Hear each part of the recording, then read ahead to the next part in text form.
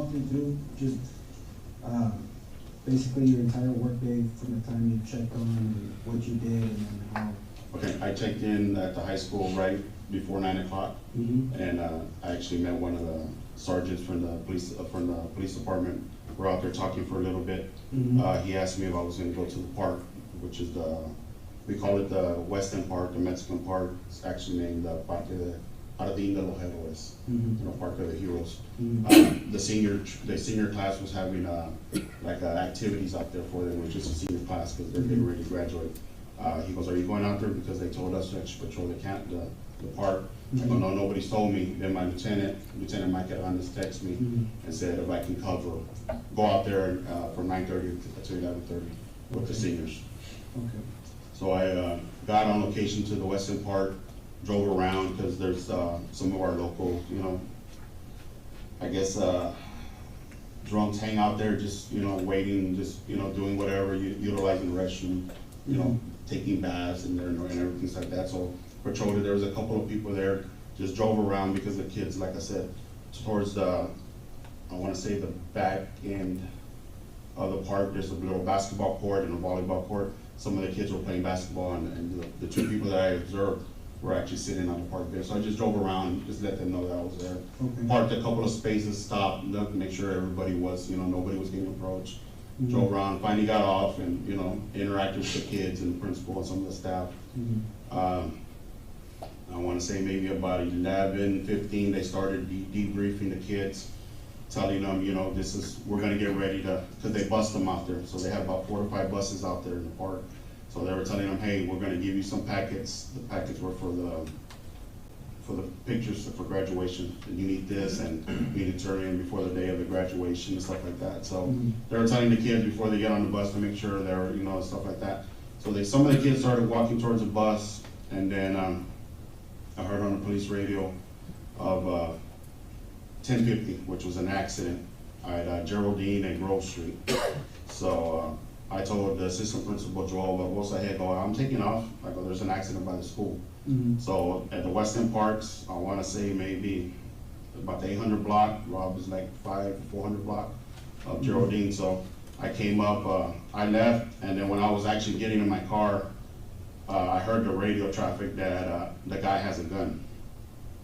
So I turn on my red and blue lights. I'm not running sirens, so just red and blue lights. I come out of the park, which is Farrar Street, take a left on South Farrar, because the park's actually on Farrar Street. So I go up Farrar Street, cut on West Garden, the 300 block, 400 block, and then I go up South Evans Street. From South Evans, I hit Geraldine. So Geraldine actually is where the school's at, sits on Geraldine and Old Carrizo. When I approach, I don't know if you're familiar with it, Geraldine has a little twist on it. Okay, towards the back of the school where the vehicle was at, like a half a block up, there's a little twist. So when I came up, I heard the traffic. I don't know if it was when I was on Geraldine on Evans that he was running towards the school. So there was no clothing description provided. So when I came up, I saw people at that curb, like standing, looking towards the school. So when I came up to school, I observed the truck inside the, I could say a bar ditch, but it has like a concrete where I guess the water sits, so it doesn't sit, so it flows. It was sitting in there, and the rails were all broken up and stuff like that. So when I came up, the actual back gate, the teacher, I guess it's a teacher parking lot. There's a teacher parking lot towards the Old Carrizo, and there's a teacher, I guess the teachers that have classrooms in that where the shooting happened, parked there. But there's a gate, it should have been closed, it was wide open. So when I approached, I actually saw a lady in a peach, maybe orange t-shirt running. I didn't know it was a lady or not. I knew it was a lady after I made contact with her, but I saw her, went to her because they said they were running towards the school. I was going over there towards her. No sirens, just light red and blue lights. I see her fall in a dust of cloud. So I get to her and I realize she's one of the coaches. I don't know her name, dark complected coach, short hair, boyish, tomboyish coach. And she tells me, he's over there. I go, who's over there? He goes, he's over there, the shooter. He's wearing black. I go, where? So when I turn, actually my vehicle's still there. at the school. It's the Crown Vic that says UCISD. Mhm. It's like, it's close over there. So when I get out and I approach her, she's like, he's over there. I go, where? She goes, he's over there, he's in black by the teacher parking. So when I look, I start hearing rounds going off. I don't know where they're coming from, but I just know they're getting muffled, they're behind the building. Mhm. So then I hear like banging, so I think I under my radio, I don't know if I break, I said, hey, shots fired at Robb School. And then I tell him, the general location where he's at. So I start moving up, trying to get from front of my vehicle to the back. There was the only thing that was the tree and then the building. So I started walking towards there, and then I see an officer, one of the PD officers coming, and then all of a sudden I see like glass coming out and firing, somebody firing in glass, a couple of rounds come out of the glass, and I tell the PD officer, get back, it's coming from over there. Mhm. So we get there, I wanna say Sergeant Page from the Uvalde Police Department show up, Mhm. and the chief show up, Chief Arredondo show up. Okay. So the chief, Donald Page and myself go in on one side, Lieutenant Martinez from the Uvalde Police Department and Sergeant Canales come in through the other side, through the back door. And What door did you enter? I entered the door where my vehicle's at, so it's gonna be the south door. Okay, because the school's right here. Yes. And then there's a big field, Yes, and then this is a ravine, right? yes. And this is where the vehicle was? Yes. So you approached, There's a gate, Right. right there, yes, Okay. there's a gate, yes. okay. So you parked here? No, I drove in, because like I say, I saw that lady running. Mhm. She was actually about right here in this area. Okay, So I made contact with her. There's like a breezeway with the kids, like an onyx. yes. Okay, I made contact with her, and she tells me he's over here. She's pointing this way. He's over there. He's dressed in black. I go, where? And she goes to the teacher parking lot. I want to say I saw a black car at that end, and then I started hearing the rounds go off, and then like banging, like somebody hitting a metal door. Mhm. I can't see nothing because it's behind the building. I can't see it. So I notify everybody on the radio the best I could, and then, as soon as I start walking over there, I see the rounds come out of the window. Okay. So when you drove through this gate, you said it was open? That gate was open, Okay. and it should have been locked. How far did you drive in? To where my vehicles Okay. stopped there. There's a pavilion back here, like a big seat, Yes. big roof? Yeah. So it's in between the In school between, building? yeah. Okay. So you park here, because I know that there's a hallway that goes. Yeah, there's like a walkway, yes. Okay. Actually, where the vehicle's sitting at, that's where I actually stopped at. Okay, so you drove up to her, Yeah. and she's pointing that he's over here? Yeah, he's behind the building in the black, he's dressed in black. Okay. And when you drove through, did you see anybody? I didn't see anybody. Okay. Does your unit have a camera? No, So there's no audio, video in your? no, there's no. Okay. Do you guys wear body cameras? Okay.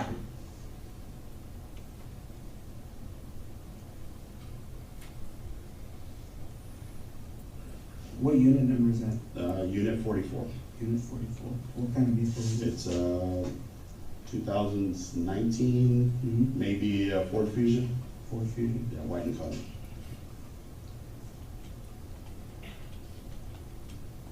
Okay.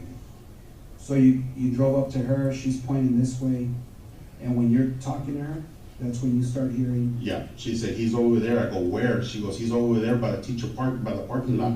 And then she goes, he's dressed in black, and then I hear the rounds go off. Okay, because there's a door right here, right? Yes, there's a Goes into door, school? yes. All right. There's And actually a there's door. windows Here?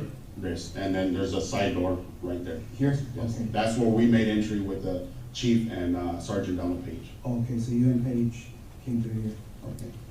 And I want to say Lieutenant Martinez and Sergeant Canales from the PD came in through that back door because we're facing This each one? other. Yes, Okay.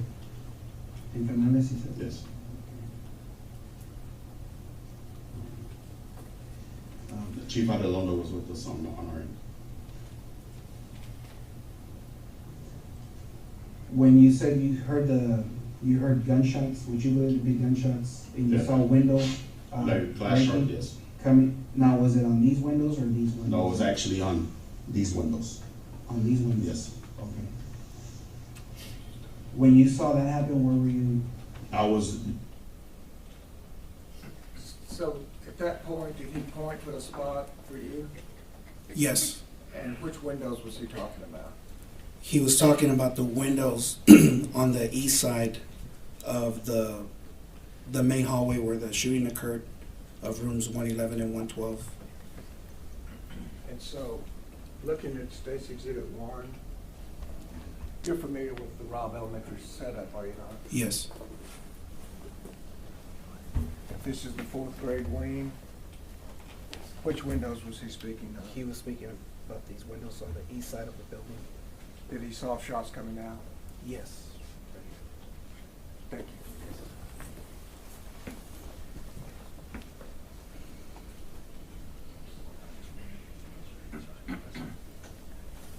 There was actually a tree right there in that area. Yes. In that area, I was walking towards the building. Okay. So when you made entry with Adrian and Chief Arredondo, what did you see inside the school? Just, when we opened the doors, it looked like, have you ever seen somebody sell a fire extinguisher? Mhm. The smoke, that's what it looked like, Okay. smoke burn, something burning. So, we went in there, we kinda knew he was in that area, cause I kinda told him, I don't remember if I told him, hey, it's like 3 or 4 windows down, Mhm. he's in there, so we kinda all, came in together, and, I didn't see, Lieutenant Martinez get hit, but I don't know what he did, Mhm. that he started firing, and then you see him go like that, and everybody scooped back. Okay. So I think he got hit, so we kind of moved back, as we're departing, because he was laying fire. Mhm. When Donald Page stepped back, you see a piece of the sheetrock come through, a round come through. So we back up, and Page is yelling at Javi, hey, are you hit? Are you hit? And I see Javi holding his inner thigh, and he goes, yeah, I'm hit, but I'm good. So they walk out, and we walk out. Okay. When that's Well, you going know what? on, Sergeant Coronado was with us too. Coronado? Yes. He's with the UPD.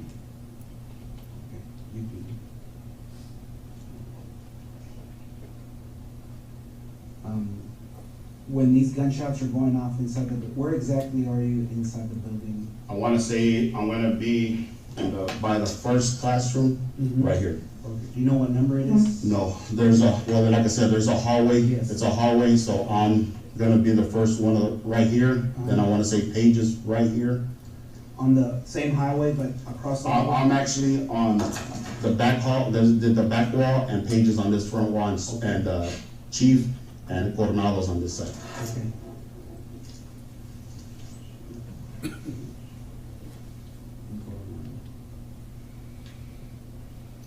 And while you 4 gentlemen are here, where do you think the shooter's at? I know there's a hallway that goes this way, right?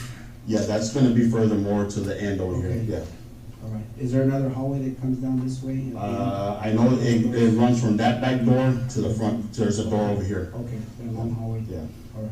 So I wanna say there's a hallway here, Mhm. and like I said, Lieutenant Martinez was here and Sergeant Canales was there. Okay. So they were in front of you? down They were there? in front of us, yeah. Okay. We were like, angled in it that way. Okay. You didn't see Martinez get hit, No, but when did you notice that he might be? because he's brought it down, and then I heard Paige tell him, are you hit? Are you hit? And he said, yeah, and he like moved backwards, and everybody kind of went back because he started laying around. So I don't know, like I said, I talked to him, he said he kind of peeked in, and that's when the rounds went in. But he said he never saw him. Mhm. So the classrooms were dark. From my point of view, the classrooms were all dark, so. Okay. Were the teachers that turned off? Yeah, the teachers are instructed to turn off. That's part of the lockdown procedure. Okay. What else is part of the lockdown procedure? Whenever something like that happens, there's a threat on school, they go on.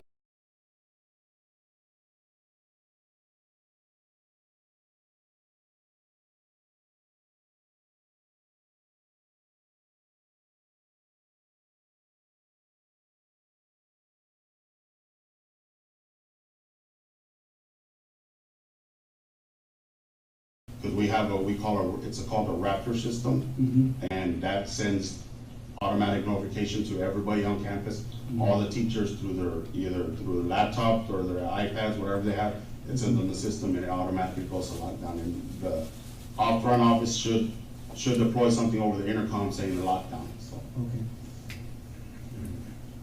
So, you guys are How many rounds do you think you heard when you were inside the building? Inside the building, 7 to 9 maybe, 7 to 9 Yeah. rounds? And when you were outside, about 13 or 14 rounds. 13 or 14, before you guys actually Yeah, made entry? yeah. Okay.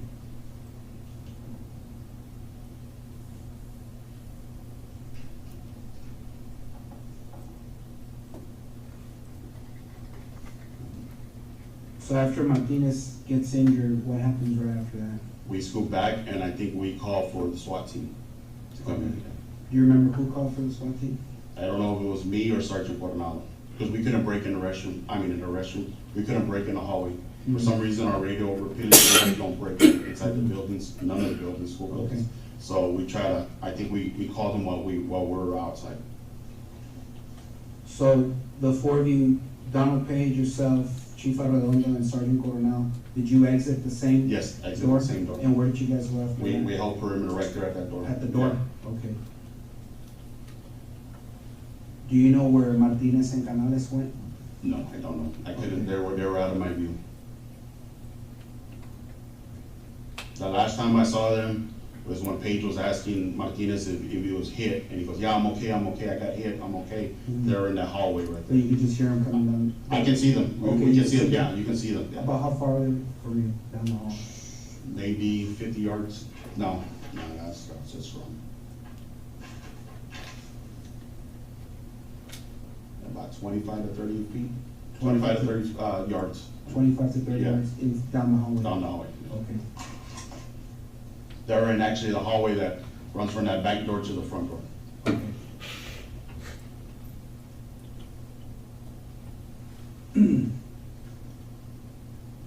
So you guys exit, and then who started calling for the SWAT team? I want to say either I broke or Coronado broke. One of us broke because, Mhm. like I said, we weren't getting service.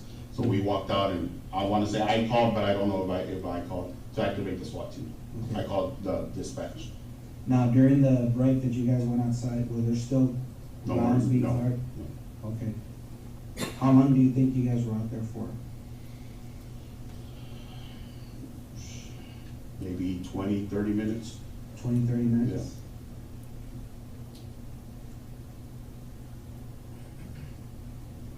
Was there radio traffic going back and forth? Yeah, there was a lot of radio traffic. Okay. I know one of the traffics I heard somebody said, call as many agencies as you can. Okay. But you don't recall who it was? Okay. Now, during those 20 or 30 minutes, you said you heard 7 to 9 rounds while you were approaching the building, right? That's when the glass is breaking that you said on this side? Yes. Okay. And then you went No, inside? 7 around, 9 inside. Inside? Yes, outside was You one. heard 13 to 14 on outside? Yeah. Okay, all right. And then this was inside? Because I know Chief Arredondo stayed close in the hallway, Mhm. and we're trying to, I remember talking to, I want to say Officer Salcedo, Mhm. and there was a female trooper that was with them, and I told them to stay where they're at because glass, they were shooting out the window. Mhm. And if you look from that window that's broken, there's a hallway, classroom hallway, and then there's another one. And I want to say Lieutenant Hernandez came up there, and I told him to keep the other hallway clear because that had a straight shot, Mhm. line of fire, so nobody, nobody else, none of the blue guys can get there. So I told him, keep that area open. So Okay.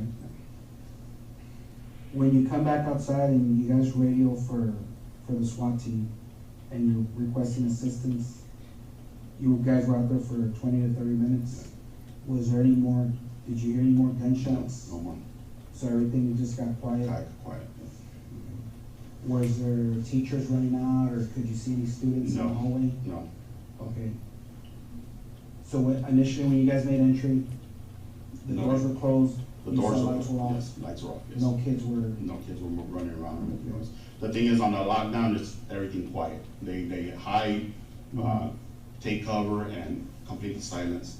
Mhm. We teach them, if they have cell phones, turn them off or silence them. Mhm. Mostly the older kids, because they'll start texting family, so that's kind of one of the things that we preach in the in-service, because we teach this program in the in-service, Mhm. that, hey, the secure, the hold, and the lockdown, Secure. So, yeah, and that's on our Raptor system. It's like I said, every employee at the school district is, required to be on it, that way they can, you know, they can be outside and the coach can hit that alarm and put that whole school on lockdown and not, you know, not do anything, you know, can just be there because they have firsthand knowledge of what's going on. Okay. If they're outside, the coach can actually get on that Raptor system and lock down the school from his location. He doesn't have to call Okay. the main office or the principal and say, hey, we're gonna go on lockdown. He can lock it down and everybody, it's a mass text, it'll get a mass alert. Your phone bill goes off and it gives you an alert. So any faculty Any member, faculty police member. officer, any employee?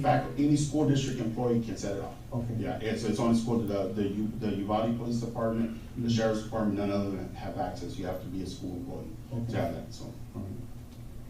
So what happened after, you guys were out there 20, 30 minutes, what happened after that? Just the radio traffic back and forth. I went and checked on Officer Ruben Reese because he told us that his wife called him, Miss Mireles, Mhm. and that she was hit and she was dying. You went to go check up? I checked on him, he was in one of the back of the patrol, I wanna say Lieutenant Vargas's unit. He was sitting there with Lieutenant Hernandez. I was trying to, you know, calm. Because he had already done. Because he got a call from his wife and Detective Rodriguez and Lieutenant Hernandez. He tried to make entry and they held him back from going in. And they took his pistol, his duty pistol away, because he wanted to go in, so, after he received that phone call. Okay. So they actually had to take his gun away and sit him down, so. Mhm. What happened after that? I wanna say we started pulling kids out from the first classroom. If you look at on this side, there's the first window. We opened that window and we pulled kids out. Okay, And what we did, we pulled kids down, we just told them to run. okay. There was, officers there and maybe some family members, Mhm. they were running too. Okay. And then we came to this one, and I wanna say it was myself, Donald Page, and I wanna say, I just know his last name Gonzalez, he's a border patrol agent. He broke that window. Okay. And once again, he showed you on a paper which windows that they were evacuating the kids. Is that Yes. correct? And which windows were those? Windows on the west side of school. On the opposite side of where you Yes. saw the glass breaking out with the shots fired? Yeah, it was these windows to these classrooms. Thank you.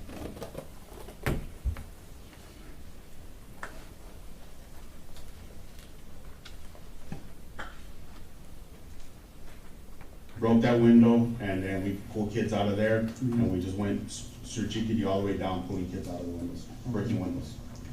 When you guys were pulling kids out of the classrooms through the windows, did you notice that any of the kids were injured? No, none of the kids were injured, yes. So all of the kids that were on these windows, they were removed safely? They were removed safely, yes. Okay, and they were taken to the front of the? They were taken towards that gate where, Okay. that I came in through. Okay.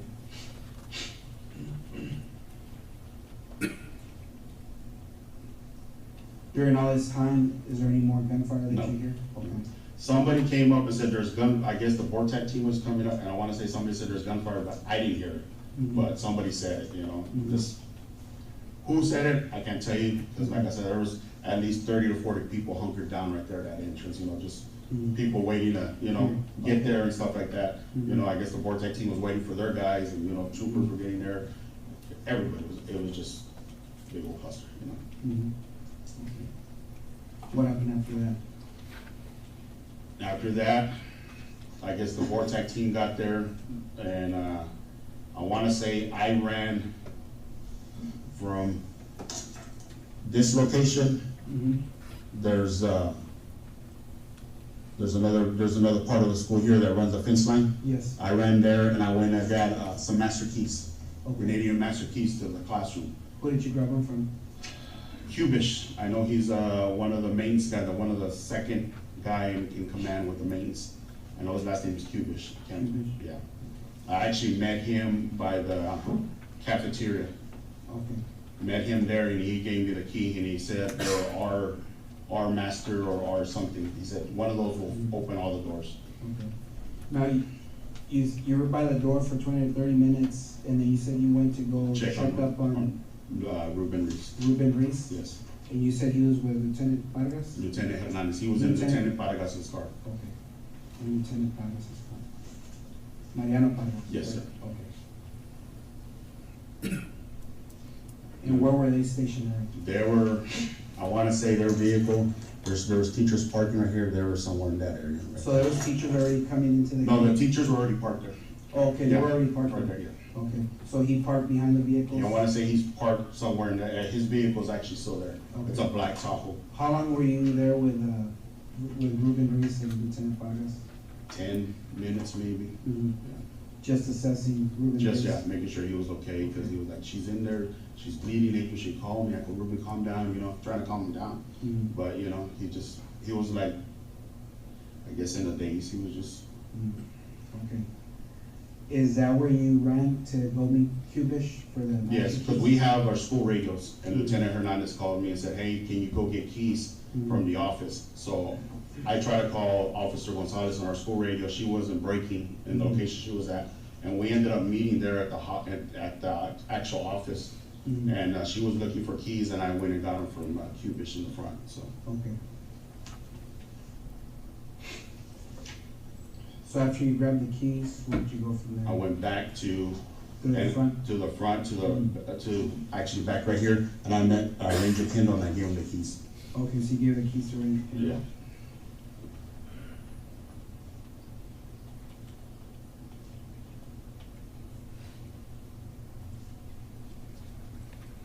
Okay, what happened after that? They made entry. Mhm. Before they made entry, we're there, we set up EMS right there at the door, at least 3 or 4 stretchers. Mhm. And then I grabbed some gloves, and they made entry, they said it was clear, and they started pulling bodies out, and we started, pulling kids out. During this whole time that you're grabbing the keys, did you ever hear any gunfire? No, So the last time you heard gunfire was when you were in here yes, when Lieutenant Martinez got and you hit. guys pulled back Yes, to the rear? Do you remember who was with Ryan Kendall? Do you remember? no.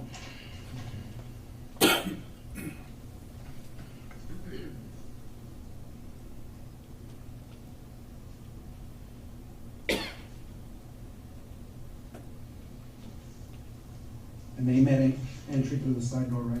On this one? Yes, they made entry to the Okay.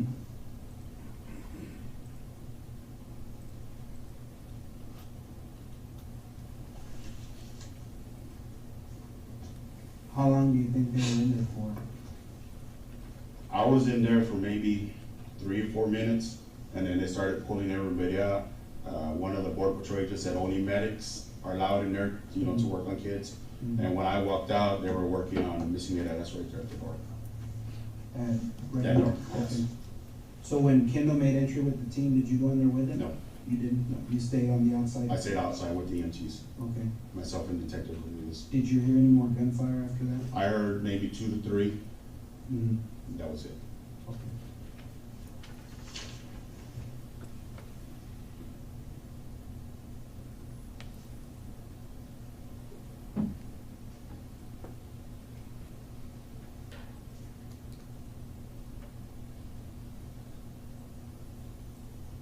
And they were coming from inside the school? Yes. Somebody said, hold the line, hold the radio, because they were making entries, so, Okay. right before they made entries. I wanna say that's gonna be Officer Michael Water that made that remark. Mhm. And the voice is kind of, he has this distinct voice that, I can see him behind me, I know he's talking, so I worked with him for several years, so. Officer Michael? Michael Wally with the Wally? Police Department. 320.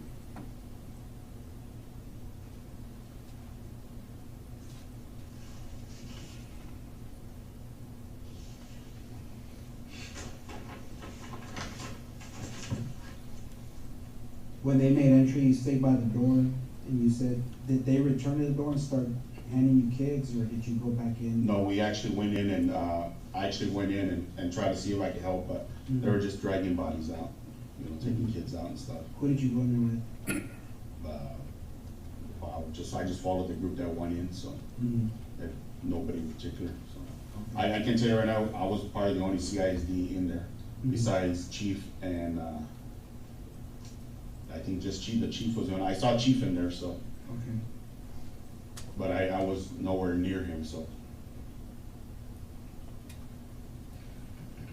So you two, Chief Arredondo and yourself, were the only ones from, I wanna say from From school Uvalde district that School was in PD? there, yes.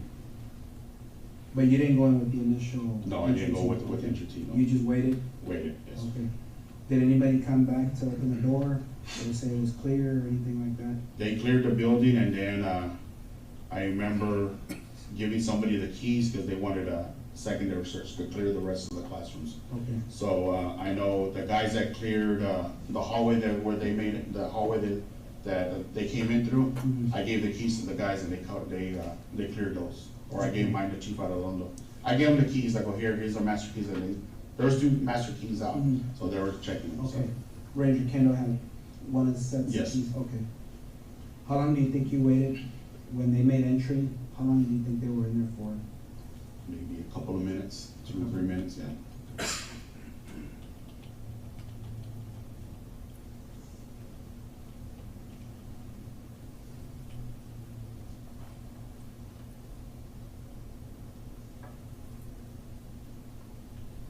Before the initial clearing, right? Yes.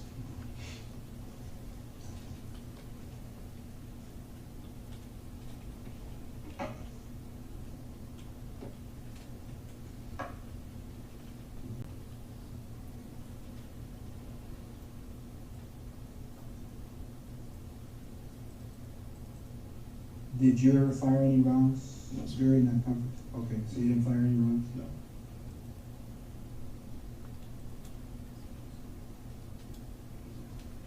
What were you, is that the uniform you're wearing? Yes. Okay, the exact same thing? Same thing. Mine is a tourniquet.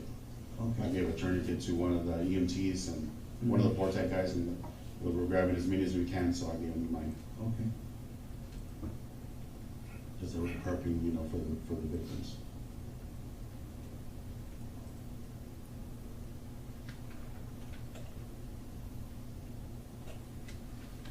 When you were posted to school, are you guys issued a rifle? No, sir. We don't have rifles. Just your sidearm? Just your sidearm. And is that issued, or is that? That's an issue. Okay, what kind It's a Glock 40 of, by a Gen 5,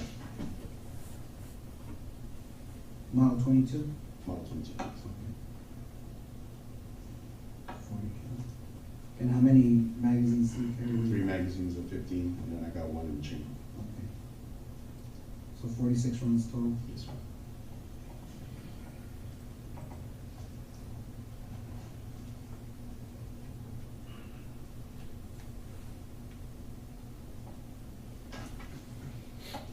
During the entire course of when you first drove in and made contact with the female coach that fell, and then she's giving you direction of where he's at, she never gave you a description? She just said he was wearing all black. He was wearing, All okay, black, so yeah. she told you he was Yeah, wearing all she black? was, he's over there, he's wearing, by the parking lot, wearing all black. And then Okay. that's when the round started going on. Okay. Did you ever see the subject? No, I never saw him. Okay. Did anybody that was with you get a glimpse of him? As far as I know, no. Do you know if anybody on the entry team was wearing a body camera? Detective Page, Chief Arredondo? Maybe Sergeant Coronado was wearing one. I can't guarantee you, but maybe Sergeant Coronado and Sergeant Canales. Because, Sergeant Page is the sergeant of, I guess he does internal affairs and stuff like that, and the hiring and stuff like that. So I don't know if they carry, him and Lieutenant Martinez, I don't know if they got a body cam available. And they're both with, With the Uvalde Uvalde PD? Police Department.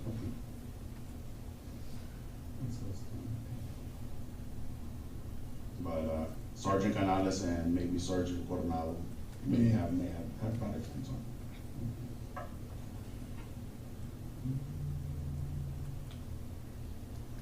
Do you have any questions? No, I'd like to just clarify something, that way we're all on the same sheet. So when you come up here, right, sir, Yes. you never see that individual anywhere? Never see You him. never see him No. drop in? No. Okay. And as you're entering that door, right, you're hearing gunfire, correct? No, we never entered this door. So you never went inside the school? Never went inside the school till I got coverage over here, then we made entry. Okay. But as you're standing out here, you're hearing, I heard, I want to ask you about the statement he just made, that I never went in until I got coverage. Yes. We have been talking for quite some time about cover as a wall or something of that nature. Cover Yes. from gunfire. Mhm. But it's used differently here, is it not? Yes. And what does, I didn't go in until I got coverage, what does that mean to you as a police officer? He didn't make entry until there was other officers covering the west door. So coverage means other officers Yes. covering for you. Yes. And he didn't say west door, is that correct? He just said coverage. Yes, that's correct.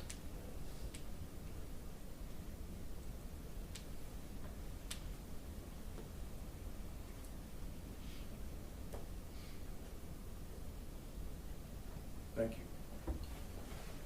or like 3 or 4, and that's what, no, when I went there, no, there's no gunfire. right. I guess what I'm just trying to make sure I understand is, when you guys went in, right, Yes, you were hearing gunfire? no, not at that time, no. The gunfire is Yeah. done? Done, and then when we tried, I don't know, like I said, I don't know what Lieutenant Martinez did, then, 7 to 9 rounds go off, and it's, like I said, it's a high, I know it's, I can't say it for sure, it's an AR-15, but it's a high-power rifle, you can hear it, And do you guys take the hallway? What I mean by take the hallway, you guys are inside in the hallway, right? Yes. So do you take that hallway? In other words, are you there? Are you ready to go if he comes out? Yes, And then, because there's no radio traffic, and the radios aren't working, do all y'all come out, or just you? me, Coronado, and I wanna say Page come out. Chief stands in the area where he's trying to make contact with them. He's trying to talk to him, come out and talk to him. Okay. That was the last of traffic. Okay, is he inside the building? He's inside the building. So just inside the door, would you Yeah, say? right there, yeah. Okay, so then, the only one left in there at that time is the chief, and then it's, you Yeah. three are outside? Yeah, we have the door open, and we're holding it. Okay. And then you're telling us that as you're standing there, you're hearing more gunfire? No, The gunfire is over. gunfire's over, yes. All right. I just wanted to clarify that.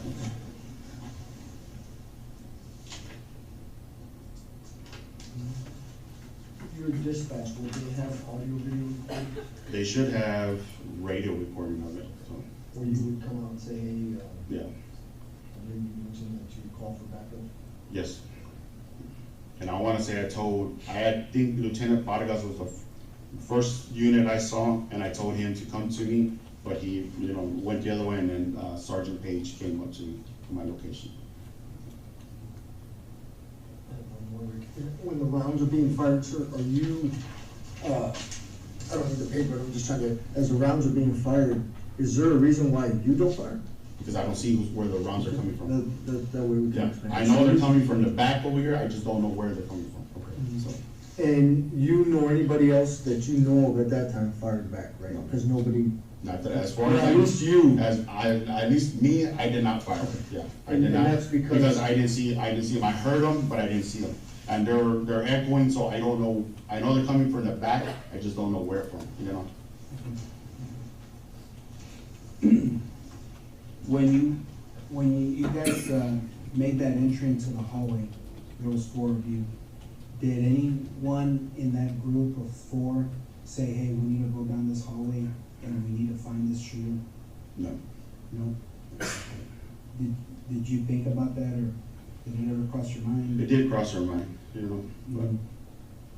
we just never, nobody ever made, we're just covering each other, that's what basically what we're doing. Mhm. Holding, covering Chief and covering Page, and then, Coronado covering us, so. Mhm. I wanna say there was only one AR, and that was Sergeant Canales had the AR. Everybody else had Pistols? pistols.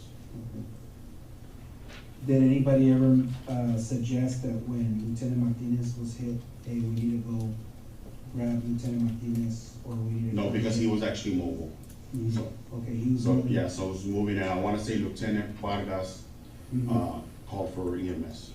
Okay. Was Lieutenant Vargas with them? He was in the back. I don't know, I didn't see him, so I Okay. can't tell you for sure. You could just hear. I know he was there because he was the first one that I saw for my location where I was parked, Mhm. and I told him to come to me Mhm. for cover, because he had the bigger unit, and, but he did, We have that word cover and unit there, correct? Correct. That he saw Pargas. I told him to come to me for cover because he has a bigger unit. Would you tell us what that means? From what I observed in the interview, I understood that at some point he may have wanted to use the Lieutenant Vargas's vehicle because it was a bigger unit, bigger vehicle as coverage if he needed it. And so he called Pargas over so he could have more cover. That's correct. But then Lieutenant Vargas went to the west side door, and that's when Sergeant Donald Page went over to Mr. Gonzalez and met him at the south door. The next car that came was Page. I believe so. he deterred and went to that area, and then Sergeant Page is the one that came to me.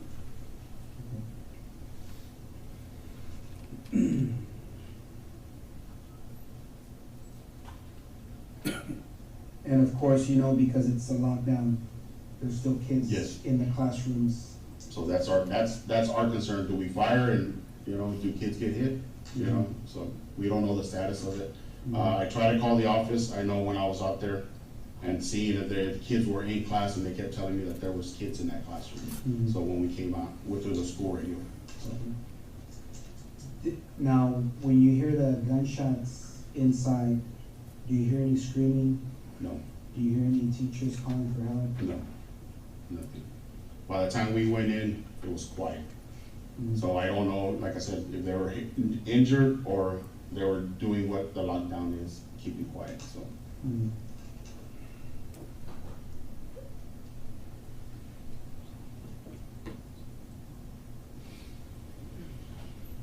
You know approximately what time the lockdown came into effect through the text or? Check if it's on the Raptor. Sometimes when the alerts go off, they kind of, Is that an app? that's an app, it's a Raptor. How do you spell it, sir? It's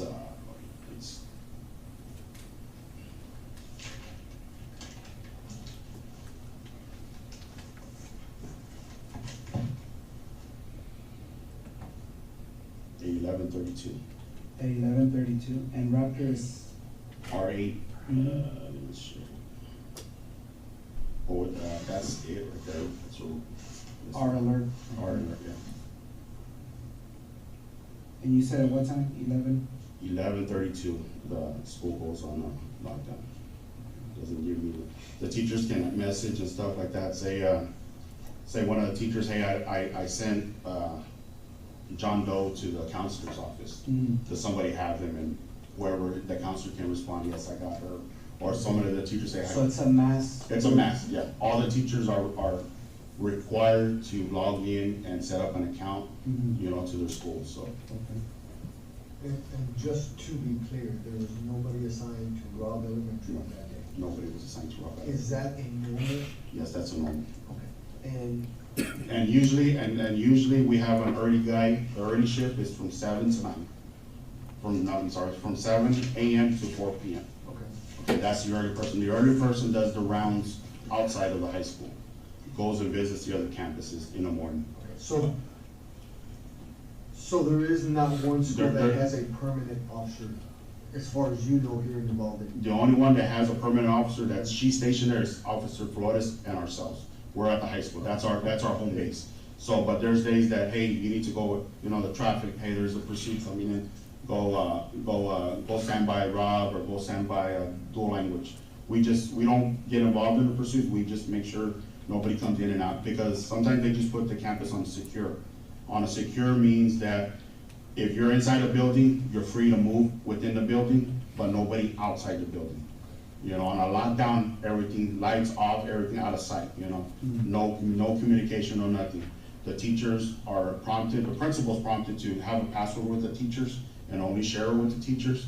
And when he comes on to that intercom, he'll say, okay, password so-and-so, we're good, the secure's been lifted. But he also, the administrators, whoever sets that alarm, can put the school off of lockdown, can close it, so. And does Uvalde ISD PD have non-commissioned security guards at any of the schools? We have a security guard at the high school, Non-commissioned? non-commissioned. Just, He's just a security, that's his, yeah, he's part of the school district PD, but he's just a security guard.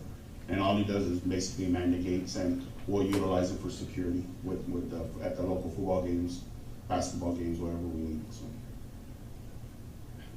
He has our authority, he just doesn't have the arresting power, so, Right. does he carry a weapon? no. And who's answer? That's gonna be Chris Sanchez. And he's always at the high school. He is always stationed at the high school. That's his campus.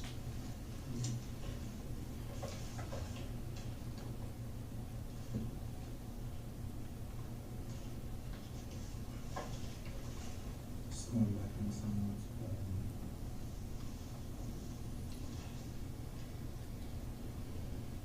So you've been assigned to the Uvalde High School? Yes. Correct? On that particular day, or that's your normal? That's my normal campus, yes. From 9 to 6? It Is that depends. consider- okay, Well, that can because, change? yeah, because we have the early shift, which is 7 to 4, Mhm. and then we got 8 to 5, and then we have 9 to 6. How often does it change? It changes every week. Like Okay. this week, I would've been the 9 to 6 guy, so Okay. next week I would've been the 7 to 4 guy. Oh, okay. Yeah. So it goes backwards? Yeah, it goes, yes. And the only ones that actually utilize that shift are Officer Ruby Gonzalez, Officer Ruben Reese, and myself. The lieutenant usually comes in at 8, chief comes in at 8, and Cecilia, Officer Flores, who's stationed at the Morales, she comes in at 8. Okay. Sometimes, we've had an incident where the traffic control at Dalton, the principal refuses to put somebody out there crossing guard, so Mhm. we do that. So lately, it's been since I think after the holidays, the 8 o'clock guy comes in early and does the traffic control at Dalton Okay. from 7 to like 7:45. Okay, So we do that, and then we go to the high school. okay. Are you allowed to leave the high school? Yeah. To go patrol, Yes, say I wanna yeah, go to the junior yeah. high? And then what I was saying, the early guy, the 7 to 4 guys, does the early rounds, Mhm. visit all the other campuses, and then the late guy visits all the campuses, so. Okay. Unless there's something major going on, and like I said, sometimes all 3 or 4 of us are have something going on, we're all working something together, Mhm. So there's not, sometimes we don't do rounds, because we're housed there with the administrators, so. Where's the main office for the school district? The police main- department? It's gonna be there at the Uvalde High School. At the Uvalde High Yes. School, that's your main office? Yes. And it's gonna be number 1 Kyle Trail. Number 1, Kyle Trail? Yes, sir.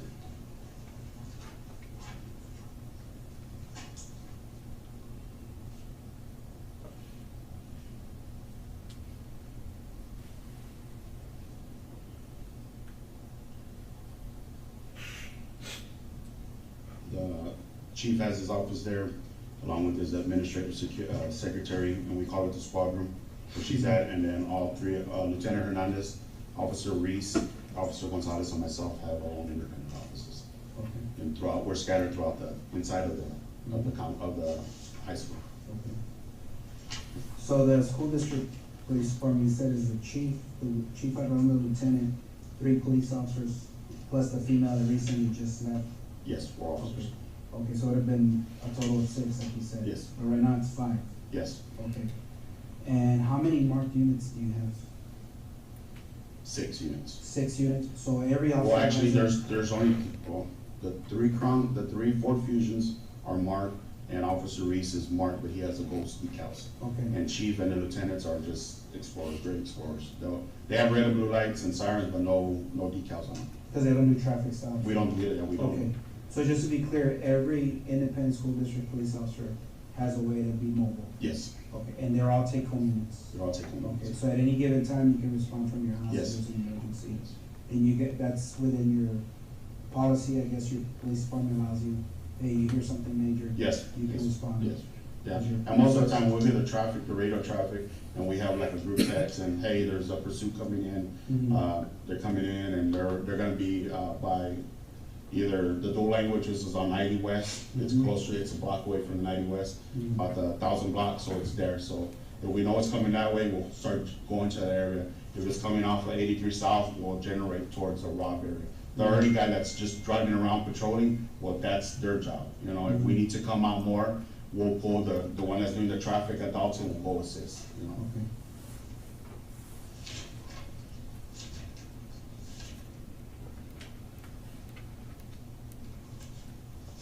Going back to when you and the officer were breaking the windows here by the teacher parking lot, Yes. did you notice that there was anything on the ground? Anything that No. someone may have dropped? No, not until after the fact, somebody says that, hey, there's a bag there and it's full of AR magazines, but which officer said that, I couldn't tell you right now. Possibly wearing green, maybe the camouflage, I don't know, to tell you the truth. Okay. So, Alright. But it was after everything, kids were getting evacuated? yeah, kids were getting evacuated. And the last classroom, I was closer, I was checking on Ruben again, and I was more towards the back. So, their kids were running, so I was just telling them to go run towards it.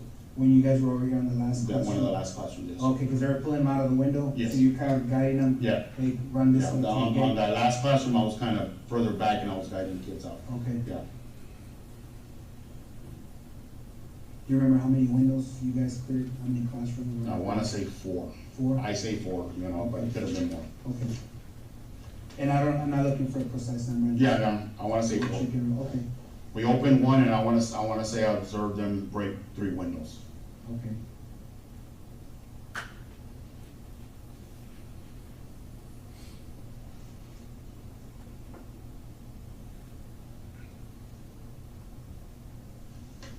And this is after you guys came back outside to regroup? Yeah. When the shots were fired inside? When the shots, there was no more firing. Yeah. You know who suggested, hey, let's I start? wanna say it was, Sergeant Page. Sergeant Page Yeah. said, okay. And I wanna say, Corporal, or Detective Landry was there. His rank is a corporal with the Uvalde Police Department.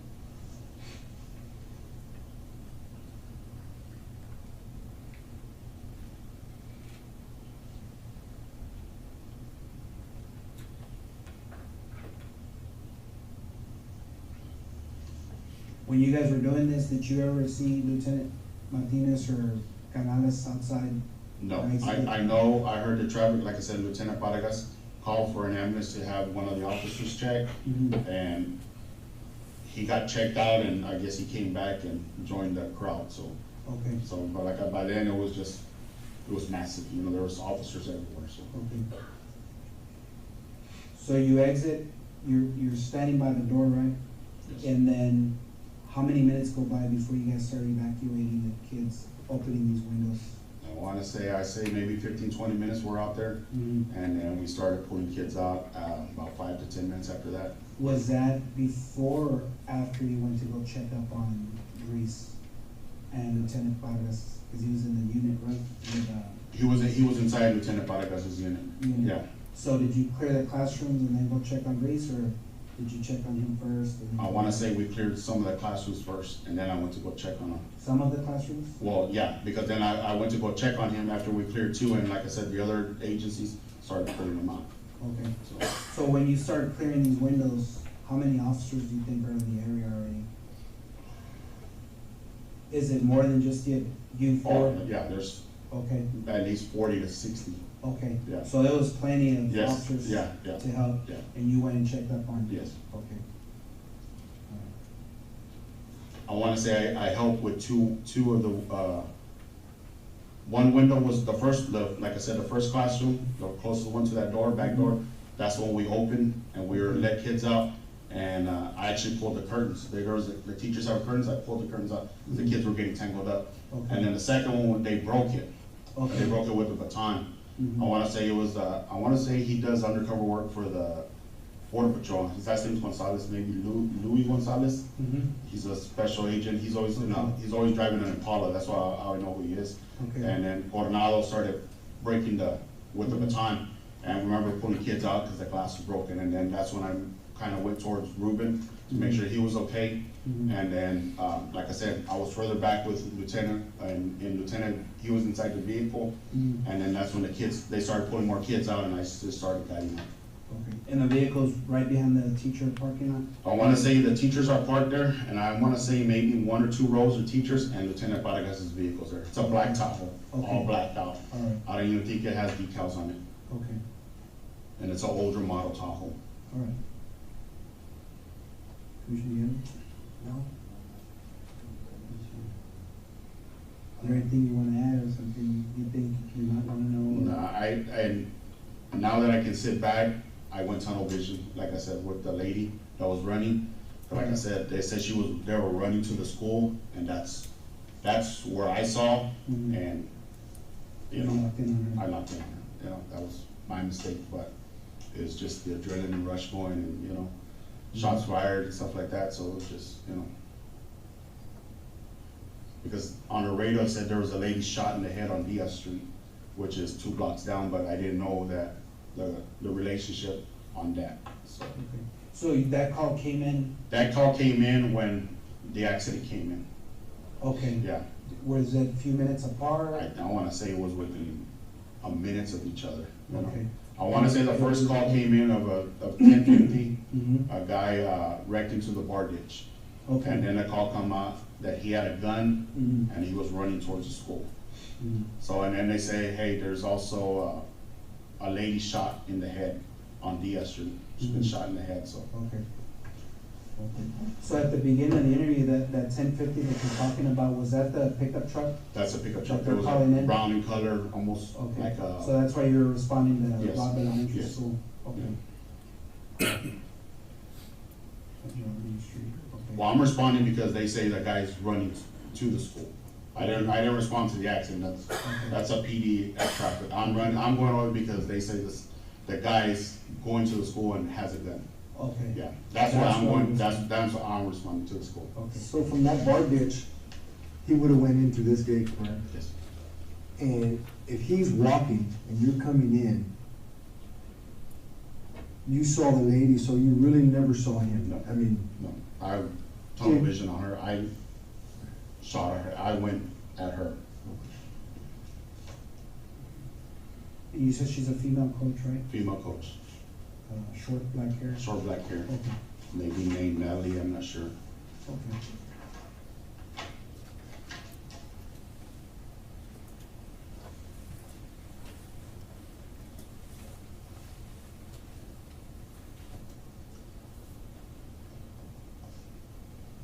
And she was wearing like a peach, maybe orange shirt, Mhm. maybe khaki shorts, white shorts. I can't. Okay. Yeah. But once you make contact with her, she kept telling you Yeah. he's running this He- way? He's over there and he's by the teacher parking lot. He's Mhm. wearing black, and then that's when the shots started going. But I never saw him. So really, when you and now, so now I'm starting to understand that, so this is the building, right? This is the school. And teachers park like this, facing the wall? Yes. Okay. Some You going, said- some in reverse, some are Okay. facing forward. Yeah. So they can be facing this way, Yeah. that way, whatever. I want to say the last vehicle was a black vehicle. Black, okay. And you said there's 2 rows? I want to say there may be a second row. There might be a Yeah. second row, pretty spaced out? Yes. To give these Yeah, people maybe. because I think, I'm assuming- I think the only, and like I said, I'm just, I'm not saying for sure, but I think only the teachers that are housed in that back room In this building? and that building are the ones that park there. Okay. But on occasion, you remember seeing that there may be a second? Yeah, there may be a second row.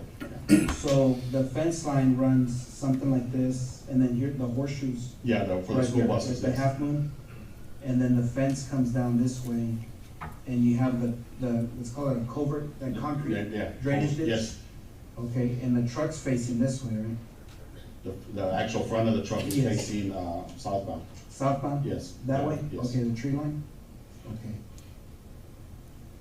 And this gate's wide open? Yes, that's the gate I come through. Okay. So what I'm saying is, if the female's about right here, the door, and then there's a walkway, because there's a pavilion, I know that. I There's saw a that tree big there. Yeah, there's a tree A there. pretty big tree, right, it gives a lot of shade.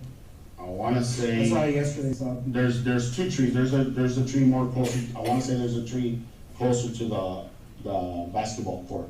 But Okay, that one, the one I'm talking about, maybe about 12 inches wide, 13 Okay. inches wide. cause there's a sidewalk right here, right, in front of the classrooms that goes into this door.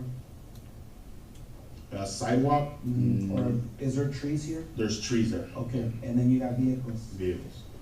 So you come in, you hear there's a subject running Yes. into the school. Did they give a description? No. Just, She gave me the description. she gave you the She- description, yeah. or the radio? No, didn't pick it no up? description. So when you're coming in, you notice this I vehicle see the crashed vehicle, out, yes. and then she's wearing orange or And she's peach. right, yeah, So you drive in all the way up here, right? yes. Do you think it's possible that maybe when you were driving up, the subject could have been behind cars and He trees? could have been, like I said, But you never saw it? I never saw him. Okay.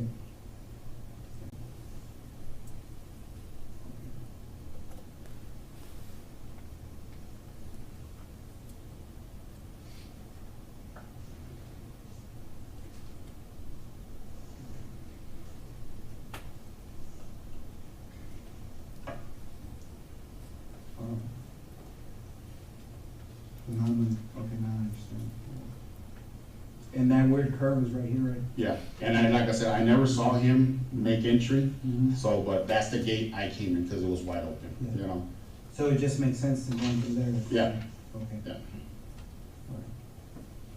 Because my thing is, the radio traffic said he's running towards the school. Mhm. And, you know, the girl, the coach, short hair, you know, Mm-hmm. I wanna say maybe Somebody could have between mistaken her? 65, 100 yards away from me. Mhm. You know, I don't have great vision, you know, but it's not bad, but I can see somebody running, Mhm. you know, and just, I went on her. Do you wear glasses?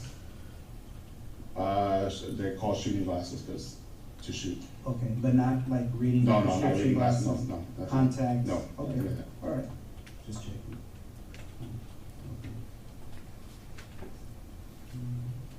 This road right here, Geraldine. Geraldine? Yes. Okay.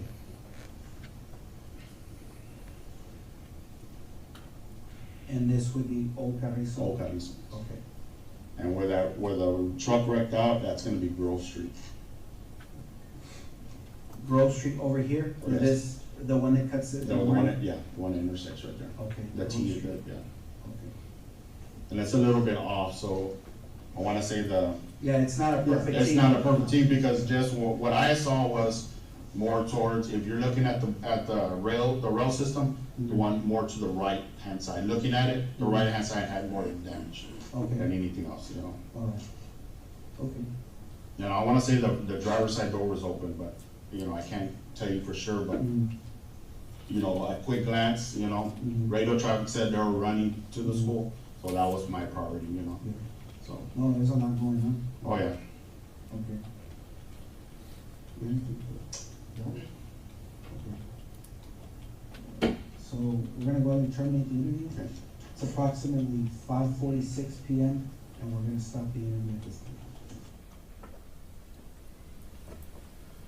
All right, ladies and gentlemen, I want to finish that, I don't know how much more he has on direct, but go ahead and take your afternoon recess, take about 10 minutes, and we'll bring you back in. Will everyone rise for the jury?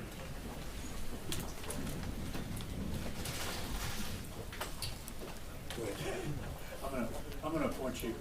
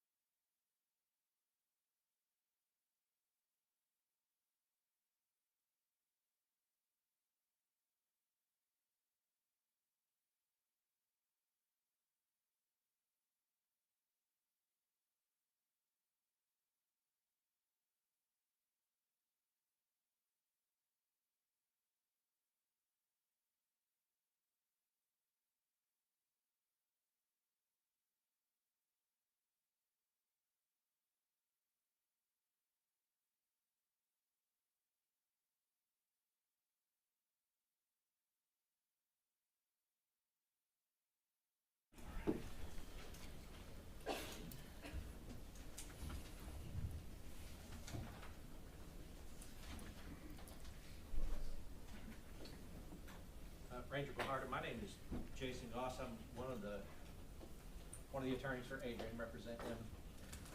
You and I don't know each other, but I do have a few questions for you about the statement that you took. I guess the first question, if I could, and maybe you have it up there with you, maybe you don't, but do you remember how many different people's statements you took? No, sir, I do not. Do you have a rough estimate of how many? I couldn't even tell you. Like, was it more than 10? Yes, sir. Do you think it was more than 50? Close, but I wouldn't be able to Okay. tell you. And I guess, you know, it's not like a gotcha moment on you. I just want to make sure that it's clear that you took statements from a lot of different people who were involved at the scene on that day, right? Correct. And as far, I didn't really get to see, I know that you responded, because you responded there and you started taking statements as one of your duties. Were you, I guess, what time do you remember getting there? Did you get there on the 24th? Yes, sir. Did you get there while it was still ongoing, meaning before they shot the suspect or the shooter or the killer? Yes, sir. Okay. Do you remember when? I don't remember exactly how long I was there before the suspect was shot and killed. Right. And so what, if I could just walk back through it, what were you doing when you first got there? I know you might have answered it with him, but I don't think I caught it. When I got the call from my supervisor, we responded from Crystal City in Zavala County. So by the time we arrived, it took us a while to get there. I don't remember exactly how long we were on the road for. But by the time I got there, we ended up parking on the south side of Robb Elementary on Old Carrizo Road.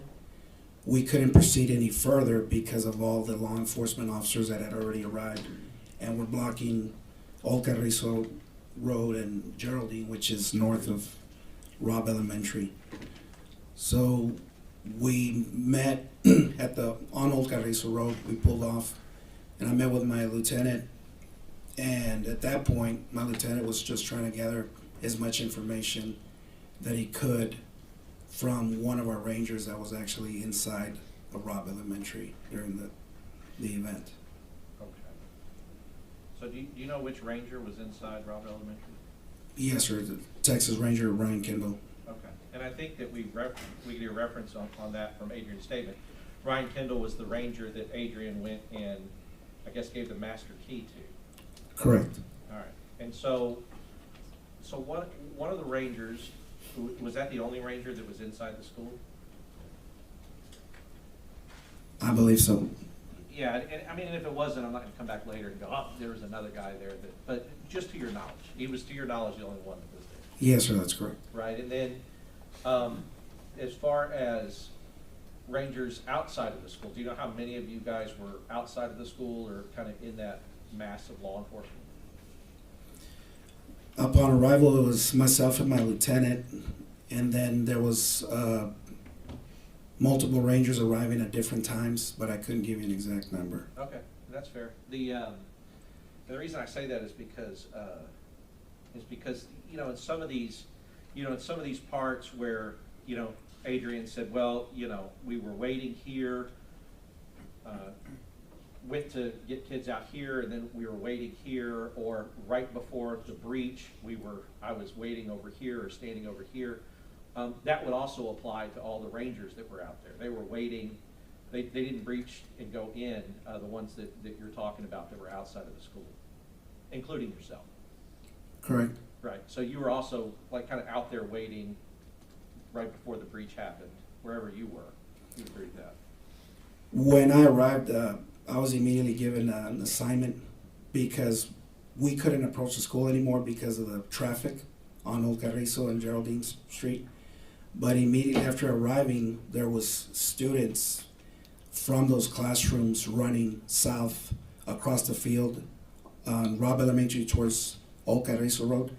So we gathered uniformed officers to kind of keep them off the street and get them to an empty parking lot, or an empty lot, that's south of Robb Elementary. So I was assigning troopers to stay with the kids and put up crime scene tape so we wouldn't have non-essential personnel coming into that lot because of the safety of the kids. And I was instructing the uniform officers to get with the homeroom teachers if they could, and make sure that the kids at least could find their school teacher, so we can make arrangements to have them bused from that area that was already cleared by law enforcement to get them evacuated out of that neighborhood and get them somewhere safe. And this is still when that monster's in the classroom alive with those kids, right? In 111. Yes, sir. Right. Mhm. And here's why I say it. I don't say it to say that you were doing wrong by not rushing yourself and going into the room. It's that you had other assignments that you were assigned by a supervisor, right, when you first got there. Yes, sir. And you were helping the kids that were able to get out. It's important also that they remain safe in an active situation. You agree with that? Correct. Right. Because, you know, like training can be twisted around to say, well, if you knew the location, your training, alert training says it's your job to run over there and run into the classroom. I mean, training can be twisted that way. You would agree with that? I wouldn't say that the training could be twisted. Every chain of events is going to have a particular way of how you treat it in a critical incident. Sure, and I guess what I mean is though, is that if you just took the training as, you know, we've seen and kind of heard from different parts of training, if you just took the training as it is, the training doesn't say on alert active shooter, because he's still an active shooter at this time that you're there, right? There were no gunshots being fired when I arrived. So we were still gathering information as to, there was information that it was an active shooter, and then there was information that it was a barricaded subject, Right. and possibility of a hostage situation. So there's still phone calls being made and information being processed that we needed to get, so we knew what proper steps that we need to do. And I want to key in on that.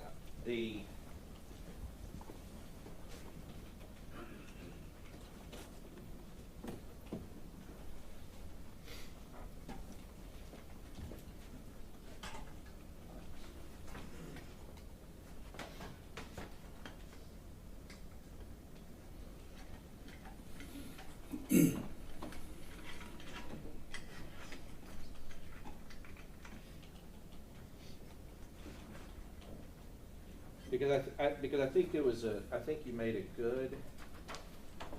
I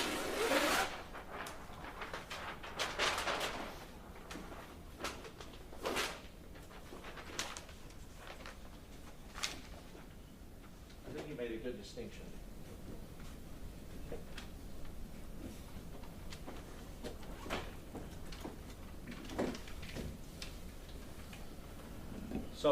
So what I said is I said, well, when you got there, there was still an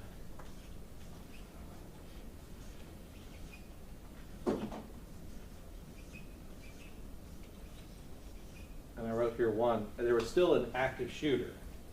And you said, well, yes, but we were getting information of, can you repeat that? Of a barricaded subject.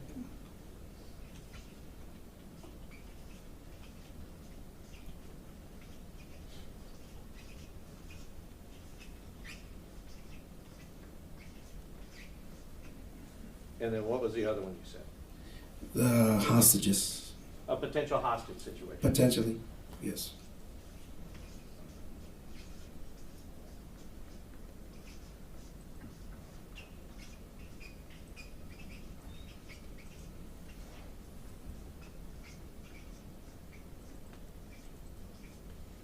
Now,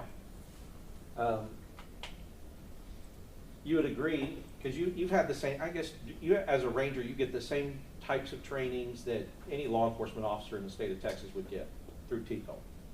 Yes, sir. Okay.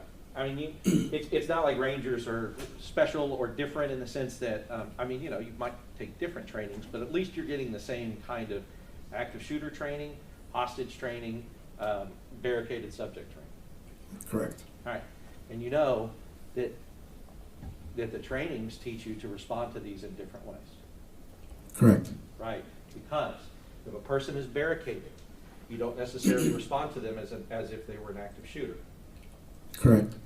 If a person is, if it's a potential hostage situation, you don't necessarily respond to it as if it's an active shooter or a barricaded subject.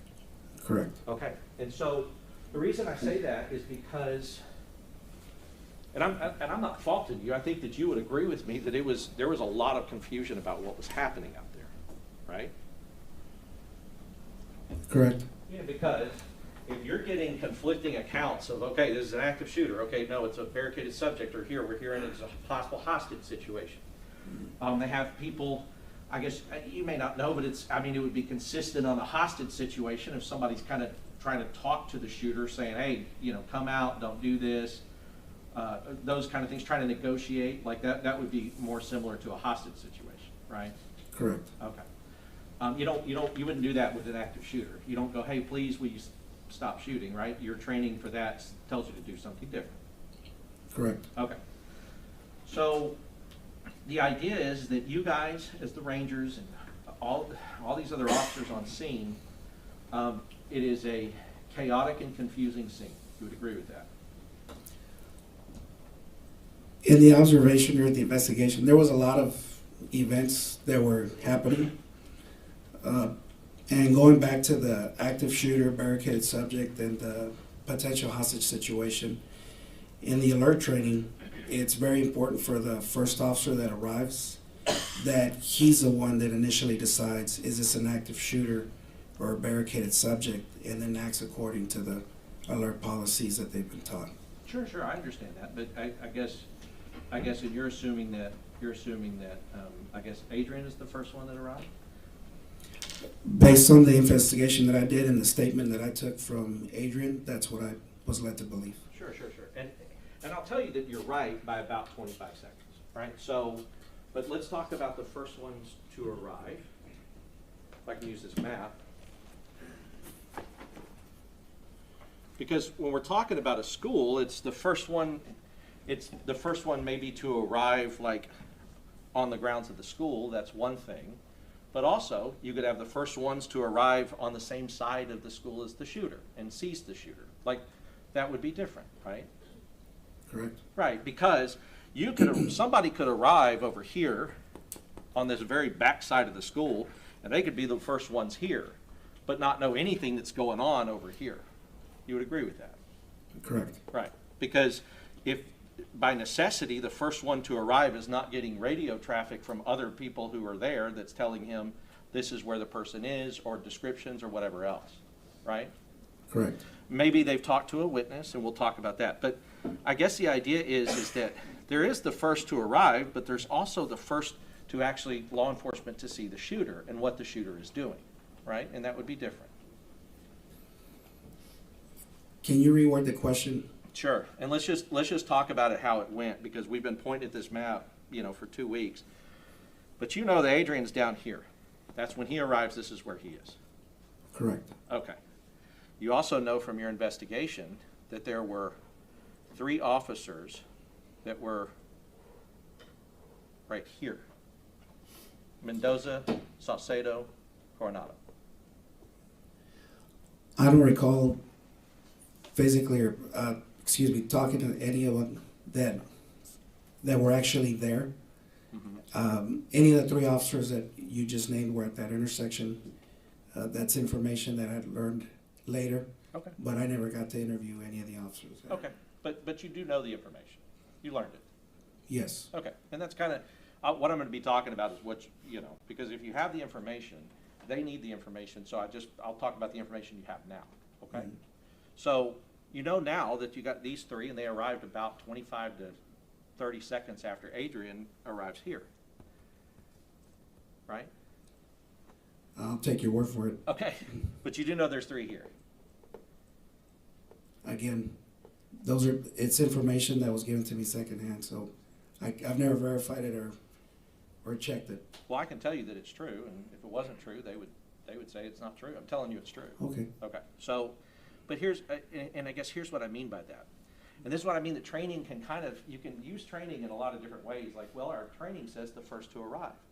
Well, I guess that's true, but if you're the first to arrive by 2 seconds and you don't have a line of sight to the shooter, then that may not be the person who has to determine whether or not it's an active shooter, right? It would be the first to arrive that actually has line of sight and can see what's going on and knows what's going on.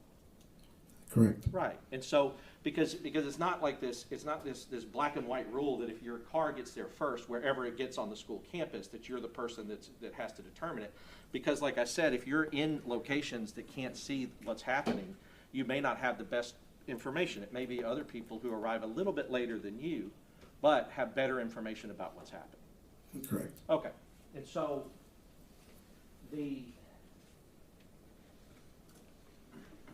because I want to talk a little bit about, you know, the nature of interviews. As part of, and let's just talk about set the scene of when you did that interview. You did that interview on May 25th, 2022. Correct. Which is, I mean, was it less than 24 hours or a little more than 24 hours after this thing occurred? A little more than 24 hours. Okay. And you know, and you've heard, I'm sure, that interviewing anybody who's gone through something like this, that soon after, it's not the most advisable thing as far as getting the most accurate information. You've heard that. That would depend on the officer that's been involved in that critical incident. Sure. I mean, there's some that may be fine and, you know, that can accurately recall all the details. But you have heard, I'm sure, now that there's like advice that says, look, you need to wait 72, sometimes 4 or 5 days until after that before interviewing somebody. That's usually done when officer's been involved in an officer-involved shooting that's used his weapon or things of that nature. Because of the scope of this the scope of this investigation, how large it was, we needed to get as much information as quickly as possible because we needed to assure that the suspect that was shot and killed at Robb Elementary didn't have co-conspirators. So that was the urgency of trying to interview to gain as much information as we could. Yes, and do not get me wrong. I'm not saying you shouldn't have done that. You should have done that. You needed to do that. That's not the issue. You got to interview people when you got to interview them, especially if there's a potential threat out there. And I remember, and I know even from the time, but I know that you guys were looking for any other Confederates, anybody else that could have helped him or been a part of that or knew about it before he did it, right? That was a big part of what we were doing. That's correct. Right. So you have to do it. But I guess what I'm saying is that if you can acknowledge that, yeah, sometimes the circumstances mean we can't do best practices, and that also may mean that we're interviewing somebody who's gone through a traumatic event, right? And so you have time compression and all those other things that you know can happen to police officers or others when involved in a situation like this, right?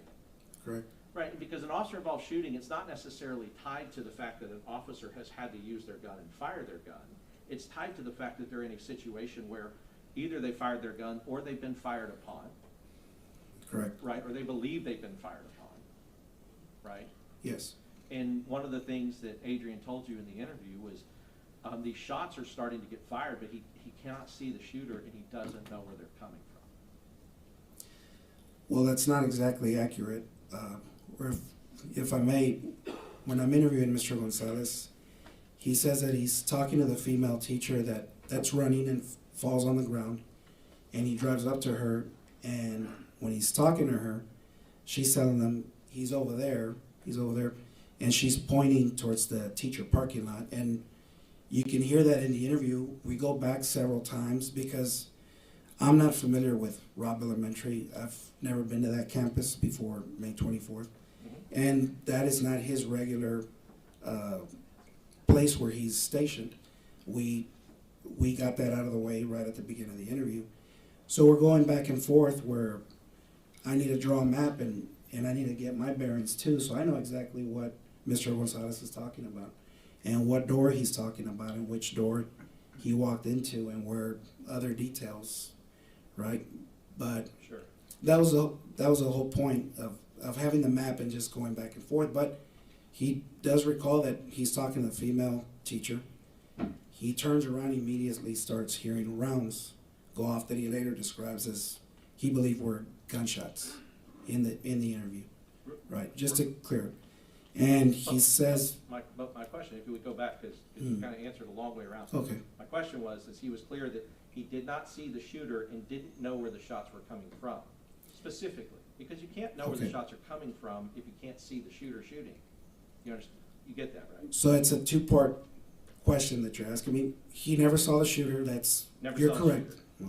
Never saw the shooter. Never saw a shooter. When he hears the rounds, he says they're being muffled. He goes, and I know that they're coming from behind the building. Right. Okay, so let's talk about it. This is behind the building, right, from where he is. Yes, This is behind the building. yes. This is behind the building. Mhm. This is behind the building. All of these are behind the building from where he is. If he's looking here, that's behind the building. You would agree, a shot coming from here. Yes, Okay. And this is behind the building and this, so all I'm saying is that that's not, saying behind the building does not say, I know where these shots are coming from. He knows a general area that covers about half a mile where they could be coming from. But he doesn't know exactly where the shots are coming from because, and we'll talk about it, he even mentions it. He says because there's echo, right? correct. He said they're echoing.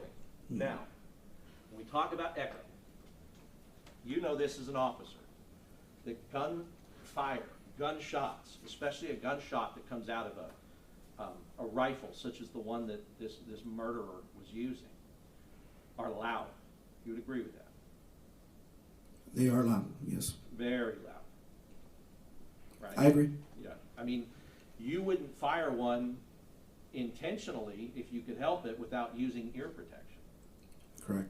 because they're so loud it can damage your ears. Now, if you're using it in the field and you have to, you're not maybe going to put on ear protection, you deal with it. But they're that loud that you would protect your ears if you could while firing one of these, like on a range or something like that, correct? Correct. Okay, so you also know that gunfire, because you're trained in this, that gunfire will echo off of structures if there are structures around, right? I've never received a type of training where it specifically talks about the report of a firearm being shot, that it bounces off. I understand there's echoes, but to tell you that I've received formal training, I know exactly where it's coming from or Well, let's talk how about, far. yeah, let's talk about your experience, because there's been a lot of officers before that have testified, and they talked about it's common, that an echo, what'll happen is that the sound will bounce off of a structure and it can enter your ear in a different place than it's actually coming from because of the echo. Have you had a personal experience with that, like firing rounds and maybe hearing like it sounded like 2 rounds getting fired when it was only 1 because of the echo? No, sir. Ever?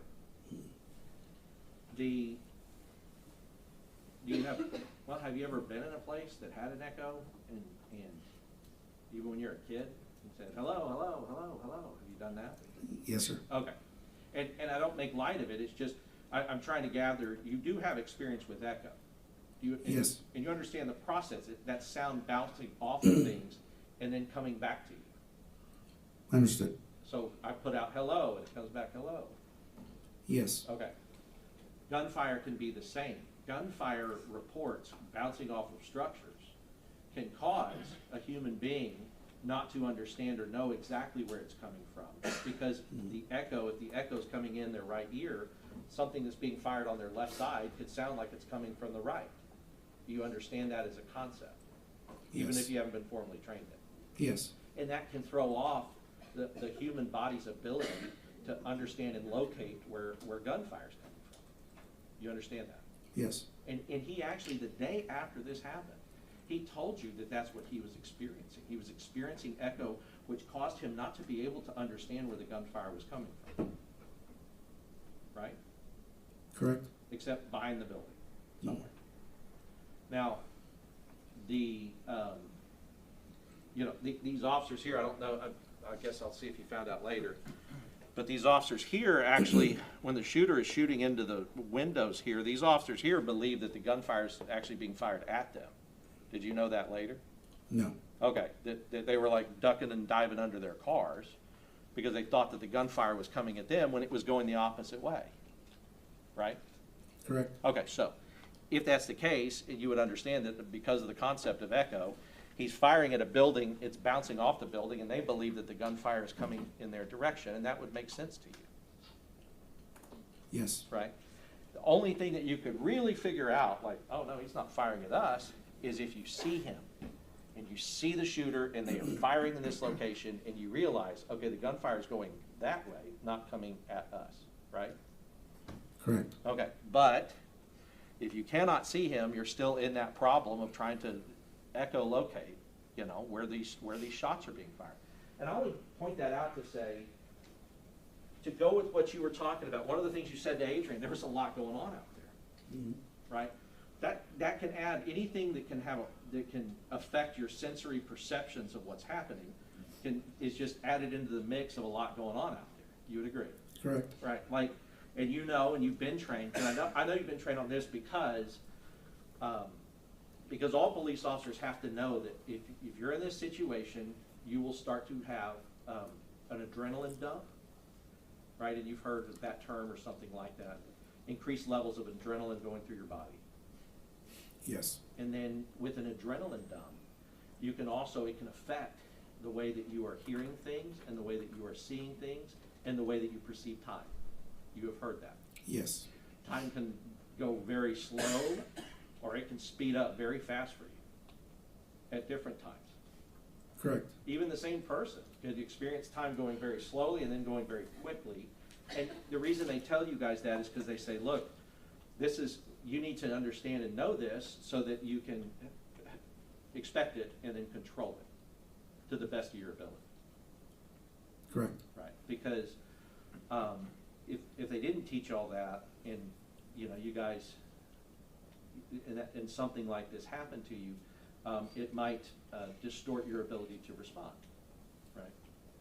Correct. Right, because of how that's going. So he's telling you that he hears banging. He's saying like he's somewhere behind the building. I don't know where they're coming from. I can't see him, but I know it's somewhere behind the building.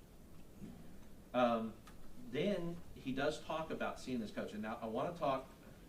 I don't in fact think she was a coach. I think that she's a teacher's aide, a teacher's assistant. But either way, you came to find out in your investigation that that's Melody Flores.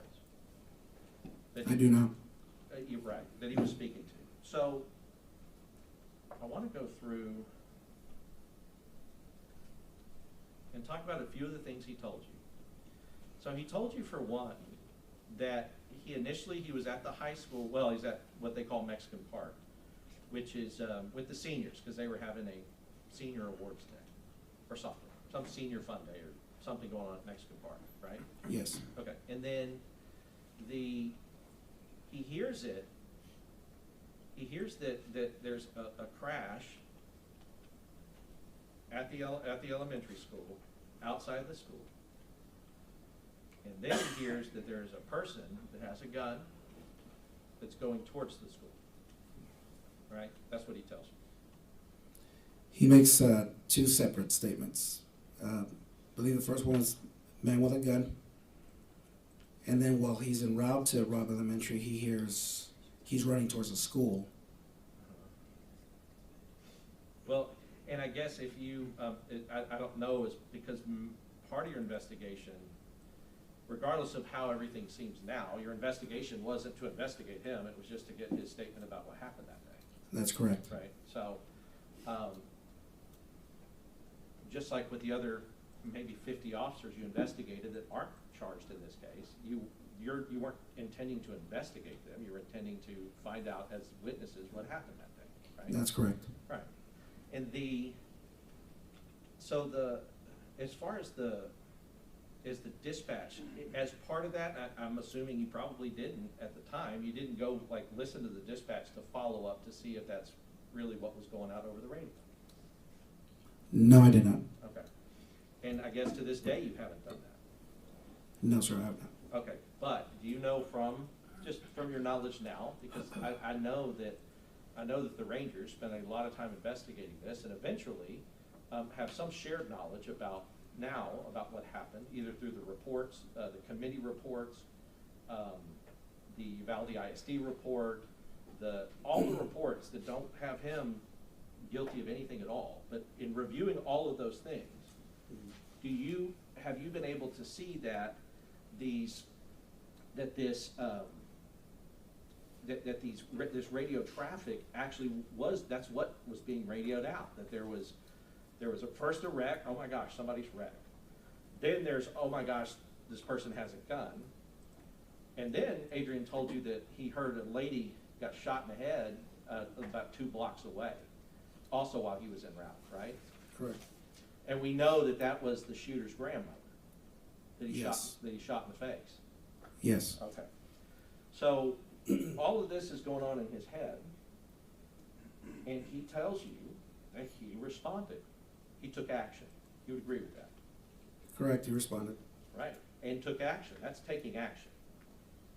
Yes. All right. Now let's talk about what else is taking action.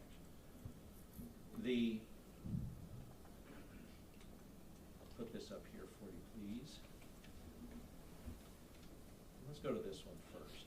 I'll just need you to go back on the thing. Okay, so I'm gonna come up here with you. So what Adrian is explaining to you in this interview is that he's receiving this information, and he did not say, I'm gonna stay here, not do anything about it. He got in his car and he responded as you would expect him to do, right? Correct. Okay. And then what he tells you, because the phrase and the language that he says is, he said, well, I made a mistake, but I want to talk about whether or not he really made a mistake in this situation with what he knew. So he says he's coming down this street and he tells you that this gate has been left open, right? This is the teacher gate. That's correct. And this would be a teacher gate that goes into the teacher parking lot on the west side, which is what he explained that the teachers in this building would park here, access that parking lot through this gate. And it's supposed to be closed, but when he pulled up, he noticed 2 things. There's a truck in the culvert and this gate is open. That's correct. Right. And then he noticed a third thing. Somebody is running towards the school up here. And he saw that. He told you he saw somebody running towards the school. Said he saw a person running. Whether or not it was towards the school or away from the school, that was never said in the interview. But I agree that he saw a person running. Saw a person running. Now, you're a police officer. It's been dispatched. Now remember, on the dispatch, it doesn't say that they have a long rifle. I'm sorry about the block. It doesn't say the person has a long rifle. It says the person has a gun. Now, a gun to you can mean a long rifle, right? Correct. Could also mean, yeah, thank you. Correct. I'm sorry. No, it's fine. I think we can move it a little bit because I know it's been awkward for every witness to have to do that. Maybe that'll help. So a long rifle is a gun, but a handgun's also a gun. Correct. Now, and we can just talk about the difference, if it had been described that a person's running with a long rifle, maybe if you see a person running that doesn't have a long rifle, maybe you can exclude that person as a person who is the threat or is the danger, right? You would agree with that? Yes. Because it's hard to hide a long rifle, from view. If you can see both their hands and they don't have a rifle sticking out somewhere, you can go, okay, that may not be the person. Let me look and try to find somebody else that looks like they have a rifle, right? That's correct. Right. But if you only know that they're running towards the school with a gun, a person running can have that gun right here in their pants. They can have it in their hand. They can have it in a pocket. You wouldn't know. You wouldn't be able to know if that person had a gun or not, right? Correct. Okay. So he comes and he sees this. He says, this is not my concern, because my concern is that I have been told that somebody with a gun is running towards the school and I can see a person running, right?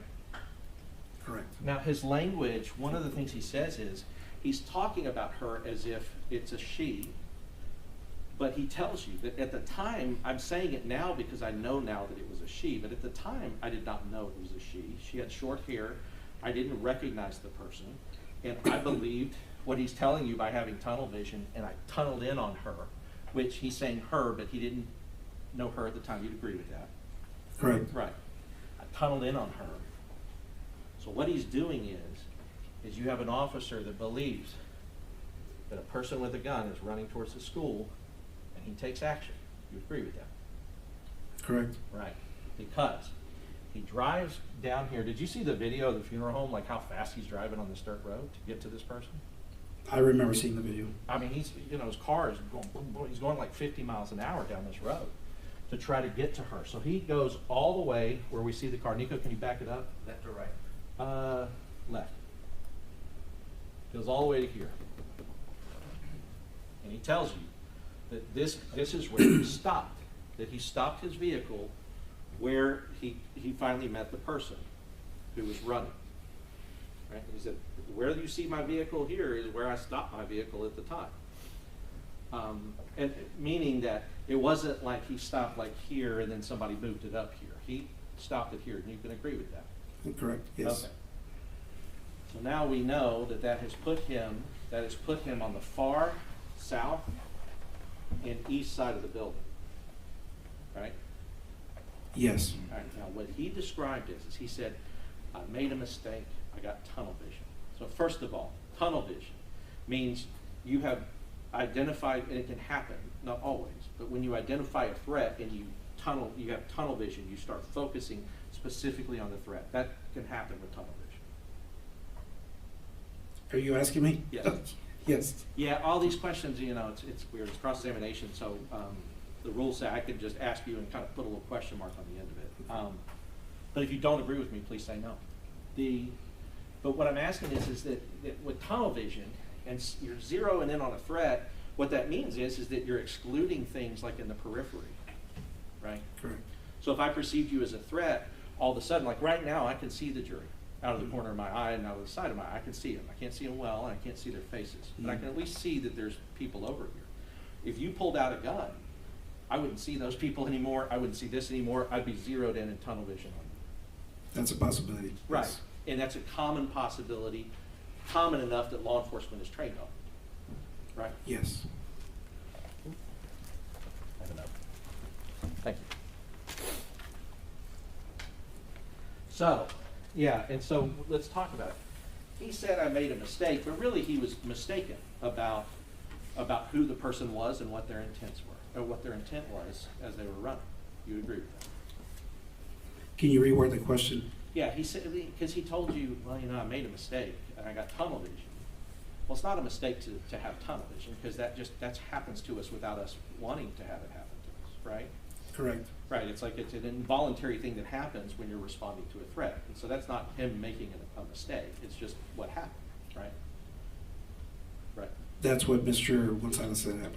Right, Yes. right, but as a law enforcement officer, I'm gonna ask you, you know that if you think you see a guy running towards a school that has a gun, you're gonna get zeroed in on that person too, if that's what's been dispatched to you.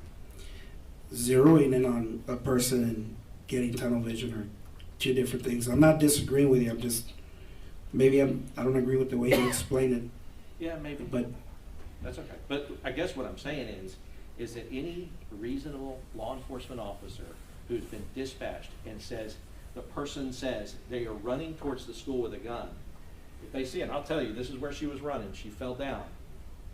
But they see somebody running towards the school with a gun, well, with what they think is a gun, you're gonna go to that person. I agree. Right. You're not gonna dilly-dally around here and this person's now running into that building and shooting kids. Correct. Right, you're gonna go right to that person until you figure out they're not a threat. Correct. Right, and say it is the person with the gun. You will have choices, like I'm about to run this person over, or I'm about to stop this car and, you know, have to get out and engage with this person. Right, those are the options. If he is correct, and this is the shooter, this is the person going towards the school, he's going towards there to get into a conflict with this person, right? Correct. Right, he's going there to engage, to distract, to delay, to use whatever he can use at his disposal to stop this person from going into the school. That's the assumption you can make. Yes. Right. Well, it's not an assumption. It's what you're supposed to do. That's the foundation of alerts training. That's right. Is you isolate, you distract, and you neutralize. Right, isolate, distract, neutralize. Had this person been the gunman, Adrian's going to isolate, distract, and neutralize. Correct. I mean, you believe that, right? And I mean, I believe it, and I think everybody else here knows that that's the reason he's down here. And he's consistently said that to you and and we've gotten it out through other witnesses. Correct. Yeah, and so when I said he's mistaken, what that means is that factually it wasn't the gunman. But with all the information that he had at the time, that is a smart maneuver. That is a smart thing to do, is to go to the person you believe is the threat. That's law enforcement. Correct. Right. You know, the day after, somebody may be beating themselves up about it, because what we know now through the witness is the guy's in here in the parking lot. And he drove right past it, right? But did you review the testimony, or not necessarily the testimony, but as part of your investigation from the funeral home director who was calling it in and got shot at by the gunman, and he's across the street? I'll just tell you, he testified to the jury that the gunman was down between two cars, and there's no way Adrian could have seen him, because he could see him and he could see the cop, but he could see that the cop couldn't have seen the gunman. Did you know that? No. Okay. But the gunman now is hidden in this parking lot. He has gone this way. At the time that he gets out, he tells you he's talking to her, and then she starts to tell him. He's over on the west side, like in the teacher parking lot on the west side. He's wearing all black, right? Is that what you remember from the interview? Yeah, go ahead. Yes, correct. Yeah, go ahead and take the water. So, I guess, you know, that's another thing. Had the description come out over the radio to him, or let's say to you if you were responding, and they said, person with the gun is wearing all black, well, this lady up here in orange or red, that's not the person you're going for, right? Correct. Right. But it didn't, and it's nobody's fault that it didn't. But in these kind of situations, information comes in bits and pieces, and you have to do the best you can with what you have. You agree with that? Yes. Okay. So as far as the shooter though, we know from the shell casings that he's firing into these windows along this side of the building. Now, if that's happening, it is consistent with what he's saying that the witness told him, that it's in the teacher parking lot, right? It's also consistent with him thinking that the gunshots are coming from behind the building, like somewhere, but he doesn't know where because he can't see. Now, he's here, this guy's here. Did you review the radio traffic that when he calls out that the guy's on the west side of the building, wearing all black, the second before he calls that out, the guy's already entered the building? Did you see that happened? I never reviewed the Okay. radio traffic. And fair's fair. But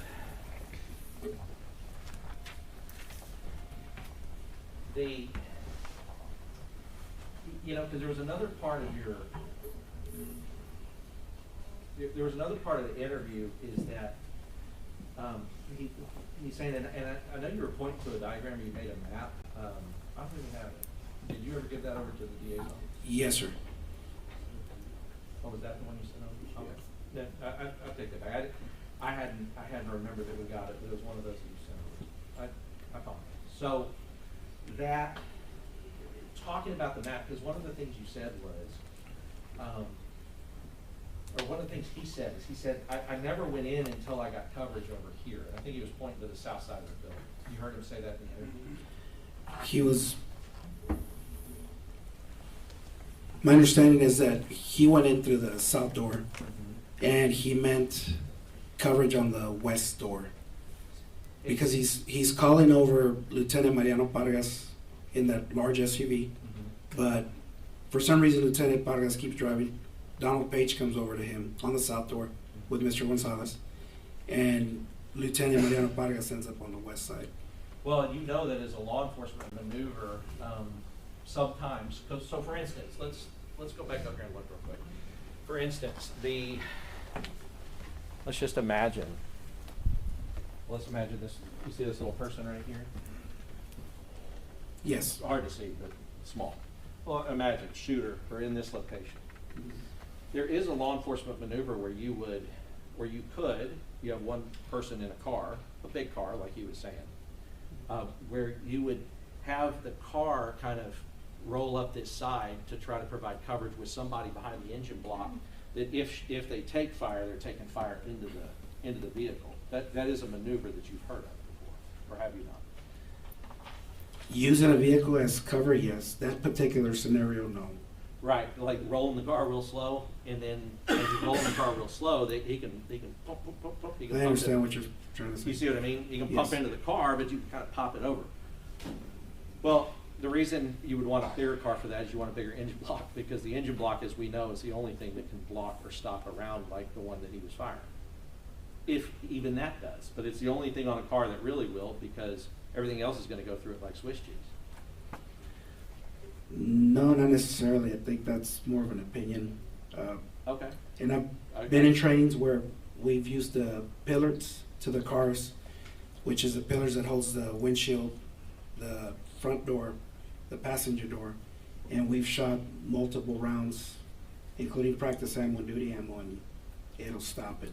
But Yeah. I think that's just a, I no, guess but, I guess I'm thinking a pillar though is probably, what you're talking about is probably about that wide. yes, but you can double them up and use them as cover, because it's, if you stand at an angle, the pillars are wide. My point is that the engine block is not the only thing Okay. that'll stop a bullet, But let's talk about especially this. though. 223. Yeah, let's talk about this though. Doors, probably not good. If you can shoot through a door with a firearm like I don't agree with that. that. Okay. Window, you gotta agree with a window. That you shoot through a window with a firearm like that. You A don't regular agree? vehicle, non-ballistic window, I agree with you. Right. So I don't know, like ballistic window, you're talking about like what we would A call. bulletproof glass, Well, yeah, bulletproof glass. right? okay, Sure. just to be clear. Yeah, not bulletproof glass. Okay. I don't think that most police cars though have bulletproof glass in them. Do you? I mean, is that your experience? I don't know. I don't either. Like, what about yours that you drive with your Ranger? Does that bulletproof? No, sir, not at Right. I didn't figure.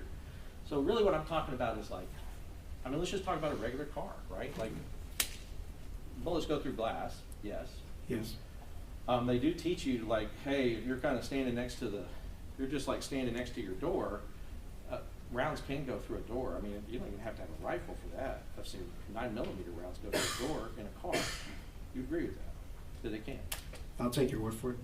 It's possible. Okay. I mean, yeah, because as a prosecutor, a long time ago, prosecuted murder cases where, I mean, I see them. The guy got shot in the car through the door, right? And have you never seen a case like that?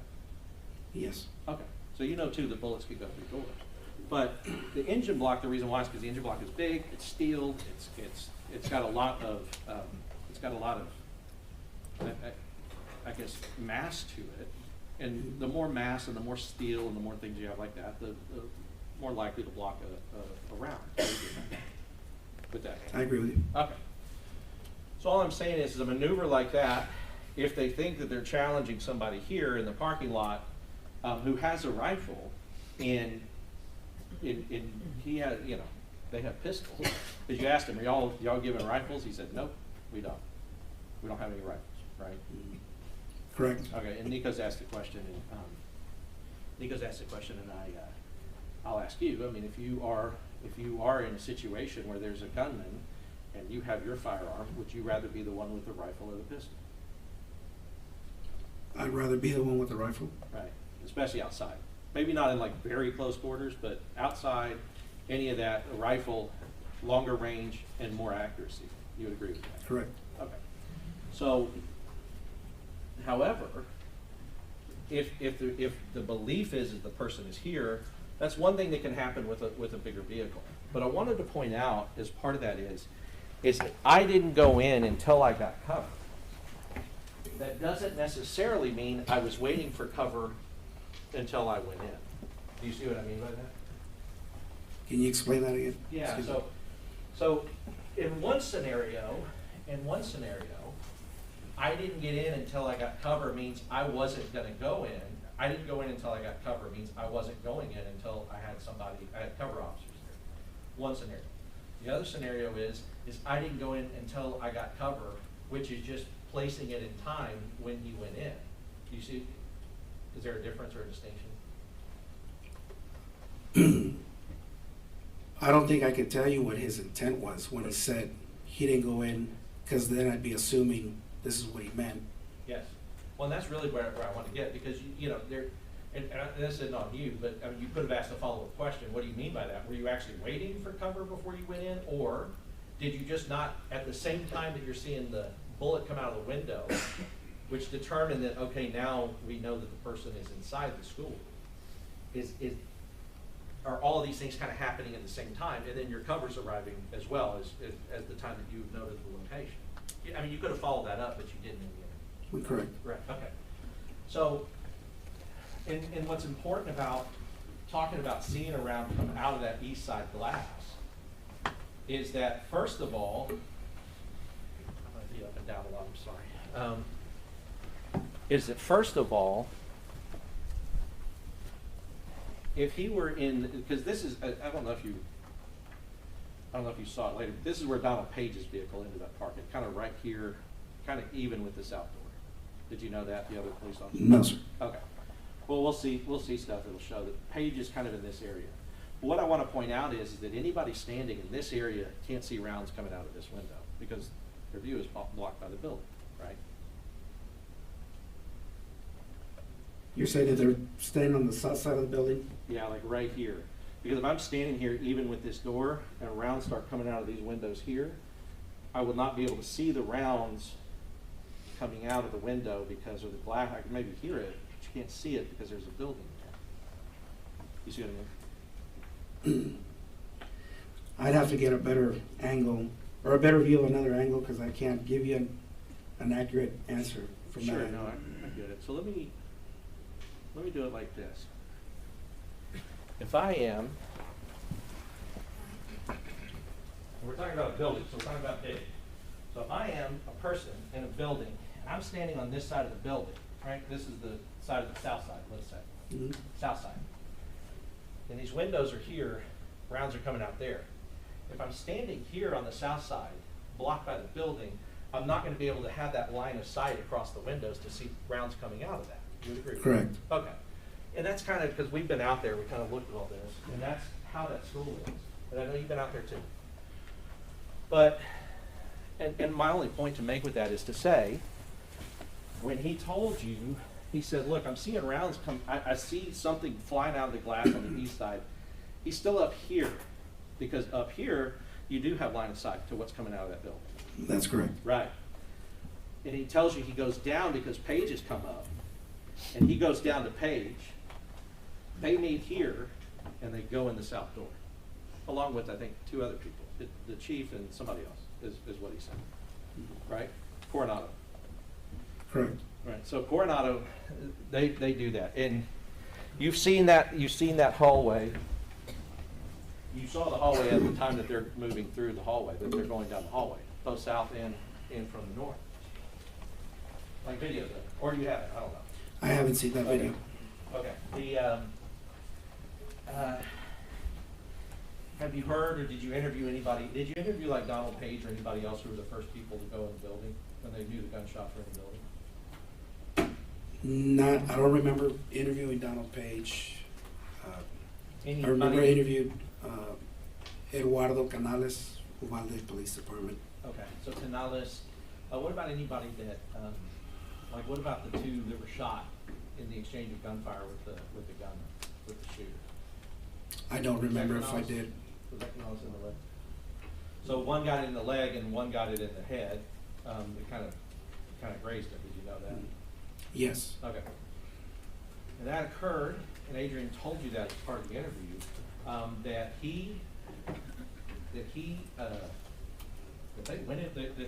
they figured out that shots were coming inside the school, and they went into the school. He told you that. Can you repeat the question?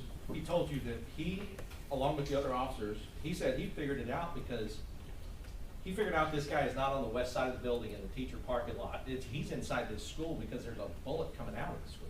Correct. Right. So he starts going to Page. Page comes in, and he goes in with Page, and they go into that school building to the south side. Correct. That's action. You'd agree with that? Correct. Because, and you could probably attest to this, because that would be terrifying to be in a hallway with a gunman with a rifle. That is a scary situation for anyone to be, Correct? who's intent on killing you. Yes. Right, so, regardless of how that feels, he took action and he went down that hallway. But one of the ways you asked the question, you said, did anyone say, we need to go down that hallway, this hallway, and we need to find the shooter? He said no. Now, this, and it goes back to like, if we parse out the question. They could be going down the hallway to find the shooter, but no one said that that's what they were doing. Do you see what I mean by that? Yes. Right, so, because your question was specific. Did anyone say we need to go down the hallway and find the shooter? The answer is no. But that could be because no one said that. They were just doing it. Do you see what I mean? Possibility, yes. Because why else are they in the hallway advancing towards the room where they think the shooter is, right? Yes. And I say that, and it's not because, like I said, at the time, you weren't investigating him, and you weren't necessarily asking some of those follow-up questions, and did not know we would be sitting here years later talking about it in court. But I guess the idea that he's in that hallway and the shooter doesn't completely emerge from the classroom, but the gun comes out of the classroom and shoots two of the officers that are in that hallway, right? I don't think that's accurate, that the gun came out of the classroom? Are you saying that the suspect actually He didn't come out, the gun came out. pushed the muzzle out of the classroom and fired rounds? Maybe. Maybe I'm wrong about it. That's an assumption. I don't have enough information to give you a correct yes or no. That if I answered that question, I'd be giving you an assumption Okay. that happened. I- My understanding was that You when I shot spoke to Mr. Gonzalez, the suspect was shooting through the walls. through the walls. Yes, from inside the classroom. But what Adrian said, well, he did shoot through the walls at some point, because Adrian said that like he could see like plaster whizzing out by Page, right? He says that to you in the interview. Yes, correct. And Piece of that- sheetrock Sheetrock. flew out towards. And that would be consistent with him shooting, the gunman shooting through the walls, right? Correct. But Adrian also told you that the officers coming from the north, that they were trying to peek into the classroom. And he said he was trying to peek in, and I don't know what happened, but then shots started coming in their direction, right? That's correct. Okay. And those things are loud, and shot about, I think he said 7 to 9 times. Correct. Right. Mhm. So, at the time that we're talking about that hallway, that it seems to me that there are 5 or 6 people in the hallway, officers in the hallway. About 6 or 7. Okay, 6 or 7. So now Adrian is not the only person the only officer that's on the scene. There are other officers. They are advancing towards a gunman. The gunman is using his gun to back them off, to try to keep them back. He's laying down fire at them. Right? Yes, that's correct. Now, the gunman, the shooter, this monster, being aware that there are now officers in the hallway. I'm gonna walk through that. The gunman being aware that there are officers in the hallway, he knows now he can't come out of those rooms without meeting the officers in the hallway, right? You have to assume.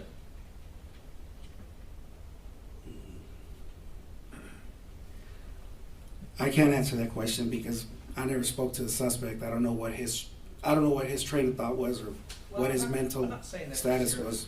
Yeah, I'm not saying necessarily him. I don't think you or anybody should even try to get into a mind that's sick and diseased.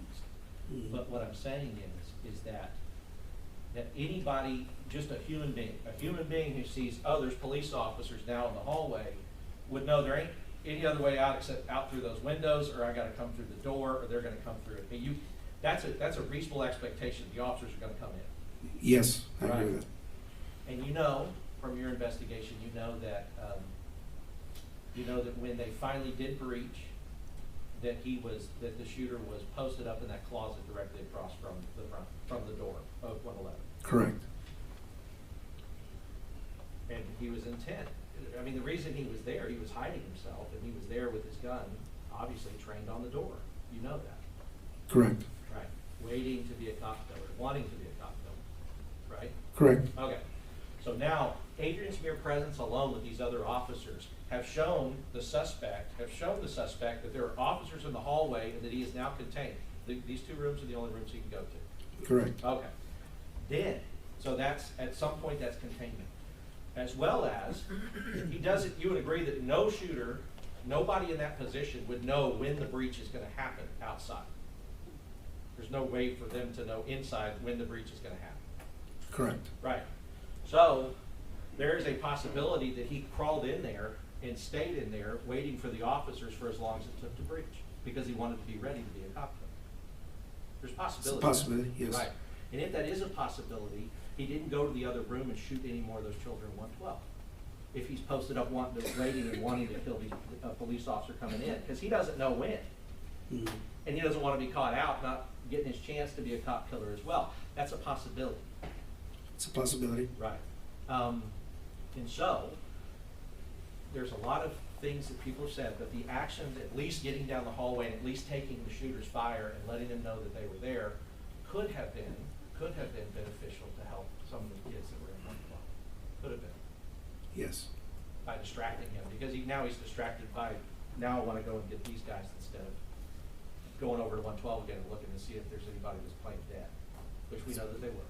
It's right? possible, yes. Okay, so and regardless of who you are, somebody's firing a rifle in a hallway where you're at, it's a scary situation for whoever you are. Correct. Police officer, regular person, it's hard, it's scary, right? Correct. Okay. At the time, he told you that at some point, because their radios don't break inside the school. Now, that is a situation that a police officer does not create. They do not create having crappy radios that don't work inside of a building that they're supposed to be in there protecting people, right? He didn't create that. Correct. Right. And radioing for backup, you would agree is necessary. He said, I tried to alert every agency that I could find, and we know that almost every agency there responded. Correct. Right. So he has to leave the school in order to make the radio work, though.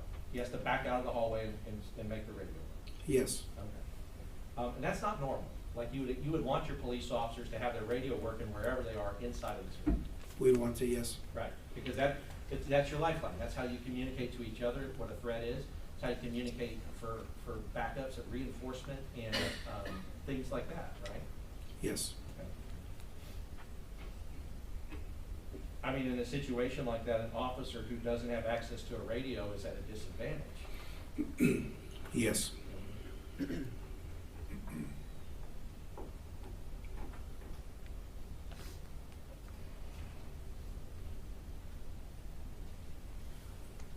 Ranger Ryan Kendall, he was there, but did he go in with the breach team? No, he did not. Okay. So the time that he was there, but not rushing to the door and trying to breach into that door. I can't tell you. I can't testify to what he did. Okay, but you know he wasn't on the breach team.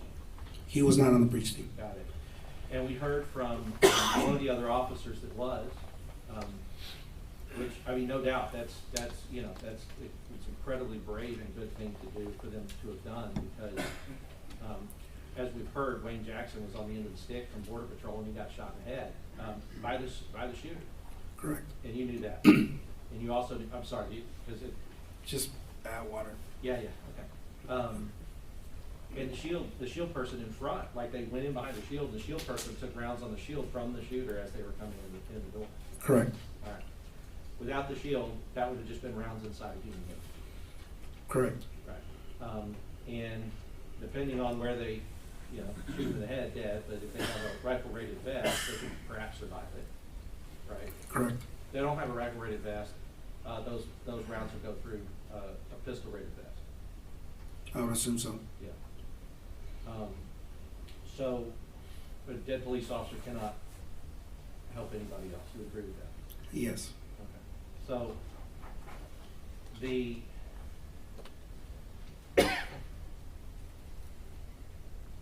so there were, you know, because we talked to the guy who actually went in, he thought his daughter might have been in the classroom.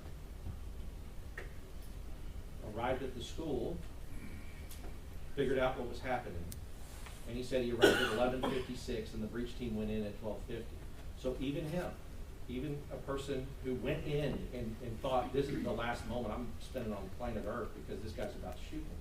Even that person, there was almost an hour before he went in, and that's what he testified to. And is that consistent with what was going on with the other officers that you interviewed on the scene or that your other rangers interviewed? I can't speak on the behalf of the other rangers, what their interviews. Can you reword the question? Yeah, so his experience of even perhaps having his daughter inside of that classroom, not knowing if she were in that classroom or not, and being, I'll tell you what, no doubt being a brave police officer, because he did put his life on the line to go in that room. But even he was waiting 50 minutes or so from the time he arrived to the time that they breached. Is that consistent with the other people that you interviewed? That there was that wait time? I can't answer that question because I don't have the exact times of when officers arrived and when they didn't. Okay. But you would also agree that a wait time of that long, it was waiting for what you understand is they were trying to get a breach team together that had the proper equipment that could breach in there without getting themselves killed. That was my understanding, yes.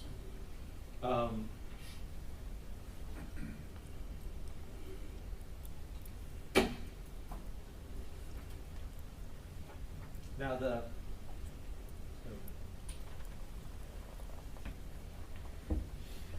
so now, looking at defense 10, I don't know, remind me, you said you did not know that the 3 officers were there, but you do know now? Is that a fact? Yes. Okay. So 3 officers here. Shooter goes into the west entrance here, and then they drive all the way around the building to this. I'll show you over here. They drive all the way. Shooter goes in the building, and they drive all the way around here and come up through here. Did you know that they had done that? Can you repeat that? Oh. Yeah. So they're here. They're basically at the. Let me make sure I got. Orient myself. Okay. Funeral home. This intersection right here.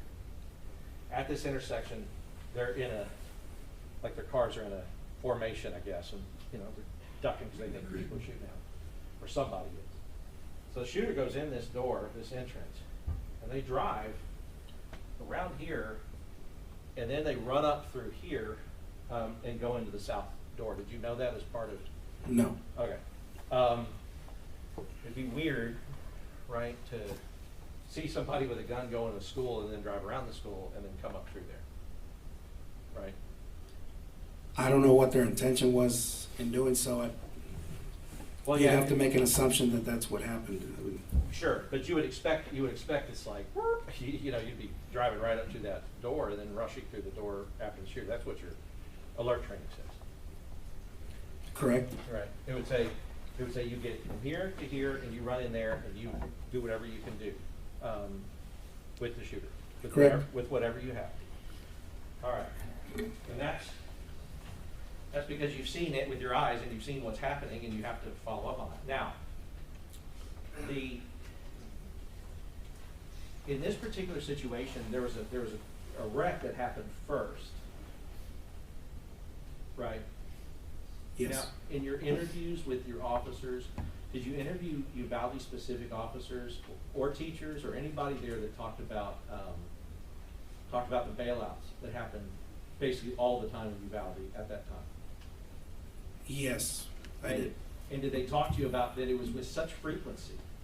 It was happening so often that people were getting desensitized to it. Like, it's another bailout. Oh, look, you know, it's another person. Oh, we got to shut down the school or do lockdown. Did you get that idea or that sense from the people that you interviewed? I don't specifically remember if it happened, how often it happened, but there was an interview that I conducted where they mentioned that it was an area where there was a lot of bailouts related to human smuggling. And then once in a while, the school would go on lockdown because of it. Right, and so, so just talking about that, if there's a separate, like, and nobody's saying it's right in hindsight. Obviously, in hindsight, there's all kinds of stuff that everybody, probably including you, would have done different. But if there's that experience of these bailouts, and then there's a wreck, and then somebody's jumped out, right? Then, if you have that many, it can seem, or people can believe, law enforcement can believe that I'm dealing with one of those again, right? Well, that goes back to educators and law enforcement with complacency. Yeah. And it's a responsibility of every officer not to be complacent, treat every individual incident like it might be an example, an active shooter or a person just trespassing on a school premises. No. So they shouldn't be taken lightly. That I agree with that, and, you know, like and it's true, but, you know, complacency, like, if somebody's experienced something over and over again, I'm not saying, you know, Adrian's one of the ones that is responding to that thing like there's a school shooter. He's the one that's running to where he thinks the danger is. He's driving directly towards what he thinks is a threat. You agree with that? I Based agree. on what you've heard. And then going into the hallway of a person that has a rifle, when he tells you, I see that this guy, there's a shot coming out of that window, and I go up the hallway with these other guys. We go into the school, into the hallway where the guy with the rifle we think is, or is located around. correct? Right. Both times, trying to go towards the thing that could kill him, and he's doing that in those two situations that we've talked about, right? Correct. Okay.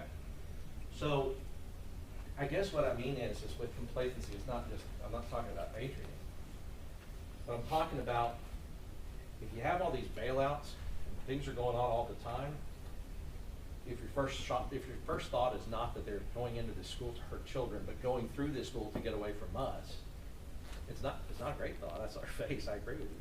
But that can explain why they think that they're meeting them on the other side of the building, and then they come back through like, oh, he didn't come out. You see what I mean? It's not a correct thing to think. It's not a correct thing to think, perhaps, and especially in hindsight. But there is no other reason than that an officer would go around this way, except they think that the guy's going to be around that way. As an officer, you would agree with that? If you were going to drive around here, it's only because the guy you saw you think is going to be around here and not inside the school shooting kids. It's a possibility, yes. Right. Yeah, right, because we're not defending it, right? Like we're not defending that action or anything else, but also they're not sitting in that chair either, right? Even if, I mean, people make mistakes. Nobody charged them with any crimes. And nobody charged you, and nobody charged any of the other officers that were out there. That were clearly out there for a long time while shooting was going on inside a classroom. I'm not saying you said you didn't hear any shots. But you agree that there were shots, even later on into the incident, there were shots in that classroom. Yes, I agree with you. Right, and officers were there and present and didn't go inside. Correct. All right. So you treated all of them, including Adrian, as witnesses? Yes. Not suspect? Yes. Right. It was only years later it came around and they picked one and put him in his chair. That's going to be up to the To them, not totality to of you. circumstances. Yeah, you know. I agree. It's not up to you. I'll pass it on. Thank you, Rob.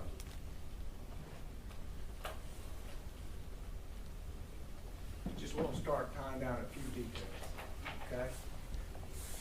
There's considerable discussion about whether or not, when Melody Flores was talking to Adrian Gonzalez, whether or not that was discussion about the shots were coming over there on the other side of the building or in the private teacher's parking lot. How many times did Adrian Gonzalez say that Melody Flores told him by the teacher's parking lot? About 3 times. So it's not just on the other side of the building, it's a very specific place by the teacher's parking lot. Correct. And now, as to active shooter, we talked about line of sight, and we talked about sound. In an active shooter situation, what does the sound of gunfire tell you? Where the general area where it's coming from. Okay. And if it's at Robb's school during a school day and you hear gunfire coming from the teacher's parking lot, is that an active shooter situation? Yes. Whether you see it or hear it, it's an active shooter situation. Yes. And if you hear it 30 seconds before somebody else, you're in a better position to know it's an active shooter situation. Yes.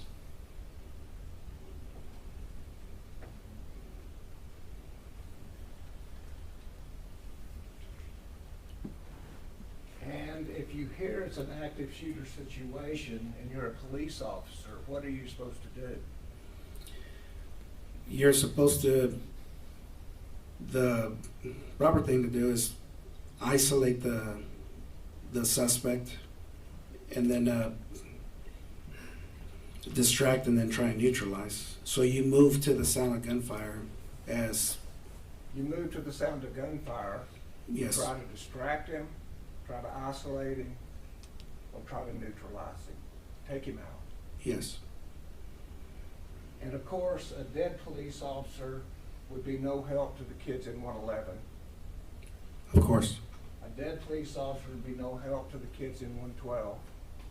yes, With a police officer hearing shots all the way down the west side of the building and into the hallway and into 111 and 112, a police officer hearing all that and not moving, is that any help to those children in 111 and 112? no it's not, Is it any more help than a dead police officer? no it's not. But at least you tried. Who tried? I'll just object, because that's, it's a big question, but honestly, I don't. I'll sustain the objection. Now, let me also ask you about a dead police officer. Can a police officer use this building as cover if he has specific information that the shooter is in the parking lot? Yes, he can. And by cover, it means that he can have cover so that the gunman can't see him. Correct. And he can choose the time to make a quick peek to see the gunman. The officer can use the cover as concealment also, yes, to and not be concealment. seen. So he can definitely have an advantage by peeking when he wants to, and he certainly has not put himself in any harm's way. Correct. And finally, I believe the testimony that you've given us was dispatcher said, man with a gun, Correct. no shooting at that time. Correct. Difference between a man with a gun and a man shooting. Correct. A man that is shooting is more dangerous than simply a man with a gun, Correct. right? Yes. So when Adrian Gonzalez drove toward the person in pink, Not pink, it was orange or red. orange or peach, I think. Orange or peach? Yes. Peach, Yes. drove to the person with orange and peach, he had no information there'd been any shooting then, right? That's correct. And so he acted when all he knew was there was a man with a gun. Correct. Now, when the teacher tells him he's over there, he's in the parking lot, he's in black, isn't that when Adrian Gonzalez said that's when the shooting started? Correct. And did he act then? Yes. He said that he started walking to the back of his vehicle, and that's when he heard the shots fired. Walking in the back of his vehicle, Correct. taking cover. He never said he was taking cover. He just said that he walked from the front to the back of his Did he patrol tell you vehicle. I didn't go in until I had cover? During the interview, he makes a comment that he goes into the south building. I don't know. I don't remember exactly what his words were. I We hate to can listen to misquote the him. tape, Yes. But when he sees Pargas's vehicle, he wants Pargas's vehicle to come over because he's got a bigger unit, correct? That's what I understood in the interview. For cover. Yes, So when Pargas gets here, he's still looking for cover from Pargas's unit. yes, that's correct.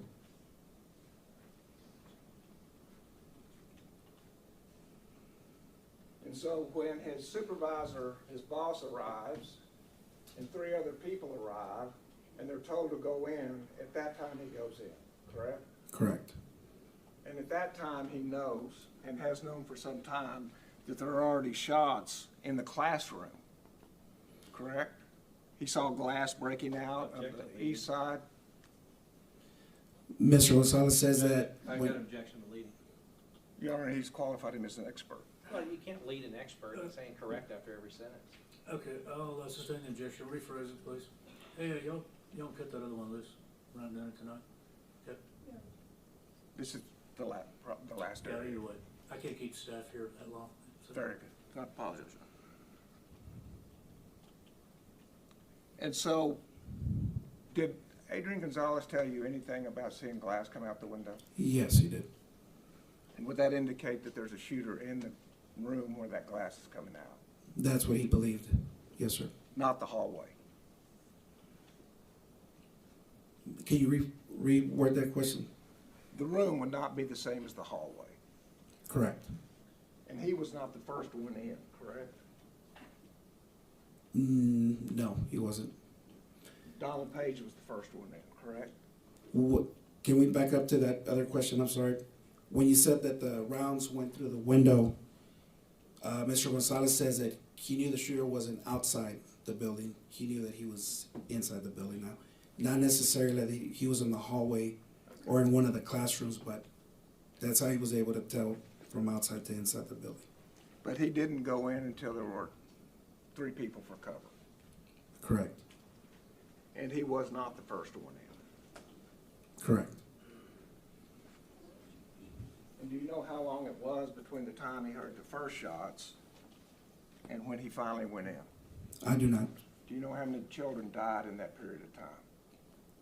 I do not know. In an active shooter situation, most of the killing happens in the first 2 minutes, doesn't it? I'm not aware of the information that it does or doesn't. Okay, you took alert classes, right? Yes, And they studied the histories of how quickly those killings happen. correct, And present and time is of the essence. correct. Every second could cost a life. Yes, Ask the witness. Just real quick, if you're not the first one in, but he said Donald Page hit one side of the hallway and he went down the other side. correct. Right. So they're both going down the hallway, but he's on this side of the hallway and Donald Page is on the other side. Yes, Okay.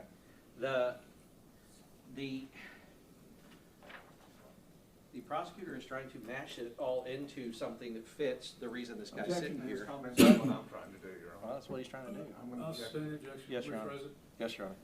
But ultimately, a person who is going towards somebody who they believe is armed, that is a dangerous, potentially dangerous situation. You would agree with that? yes, Right. I mean, but the prosecutor has said, well, he didn't hear that there were shots fired, so therefore it's not dangerous. You wouldn't agree with that statement. I didn't say that it wasn't dangerous, Your Honor. Once again, ladies and gentlemen, questions are not evidence. If your recollection is different, rely on your own. Proceed. Yeah, it's dangerous. That's what he's doing. He's going towards danger, potential danger, right? yes, Right.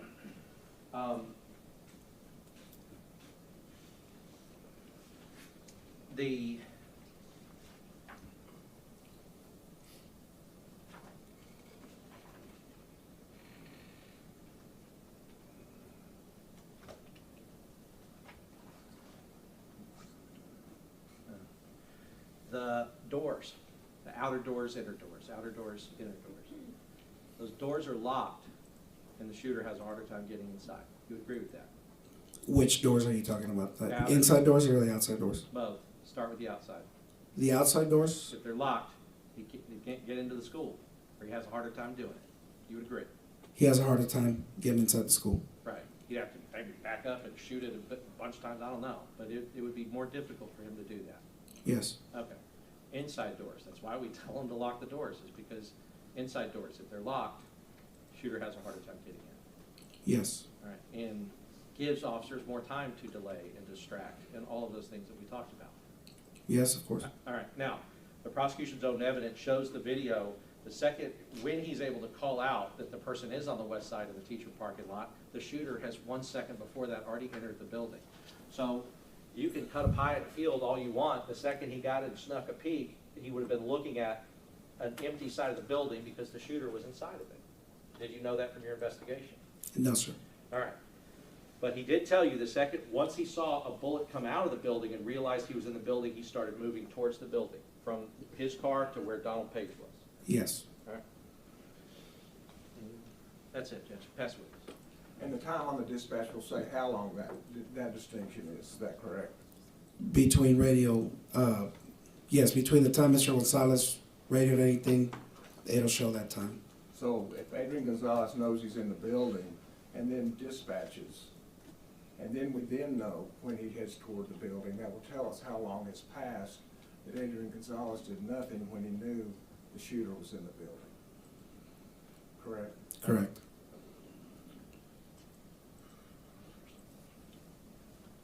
And if a police officer does his job in an active shooting situation, he can prevent somebody to get into the first door. Is that correct?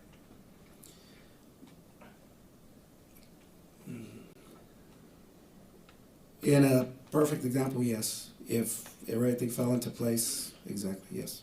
And what does solo entry mean in an active shooter situation? Means one officer making entry into a potential threat, where the potential threat is. So, and is an officer expected to go in solo entry when there's an active shooter? In alert training, yes. Absolutely. But if they haven't had alert training, then maybe not.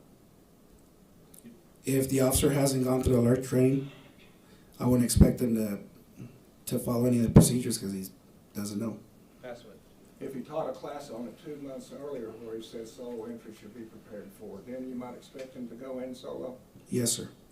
That's the witness.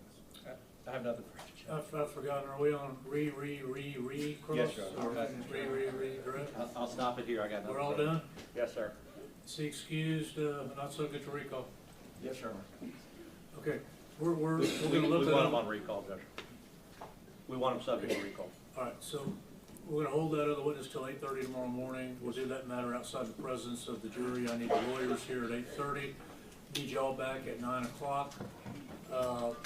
The rule's been invoked, sir. You are subject to recall. You know what the rule is, but please don't discuss the case with anyone other than the lawyers and be available in the event of a recall. Yes, Your Honor. Thank you very much. You're excused for today. Would everyone rise for the jury? 9 o'clock tomorrow, ladies and gentlemen.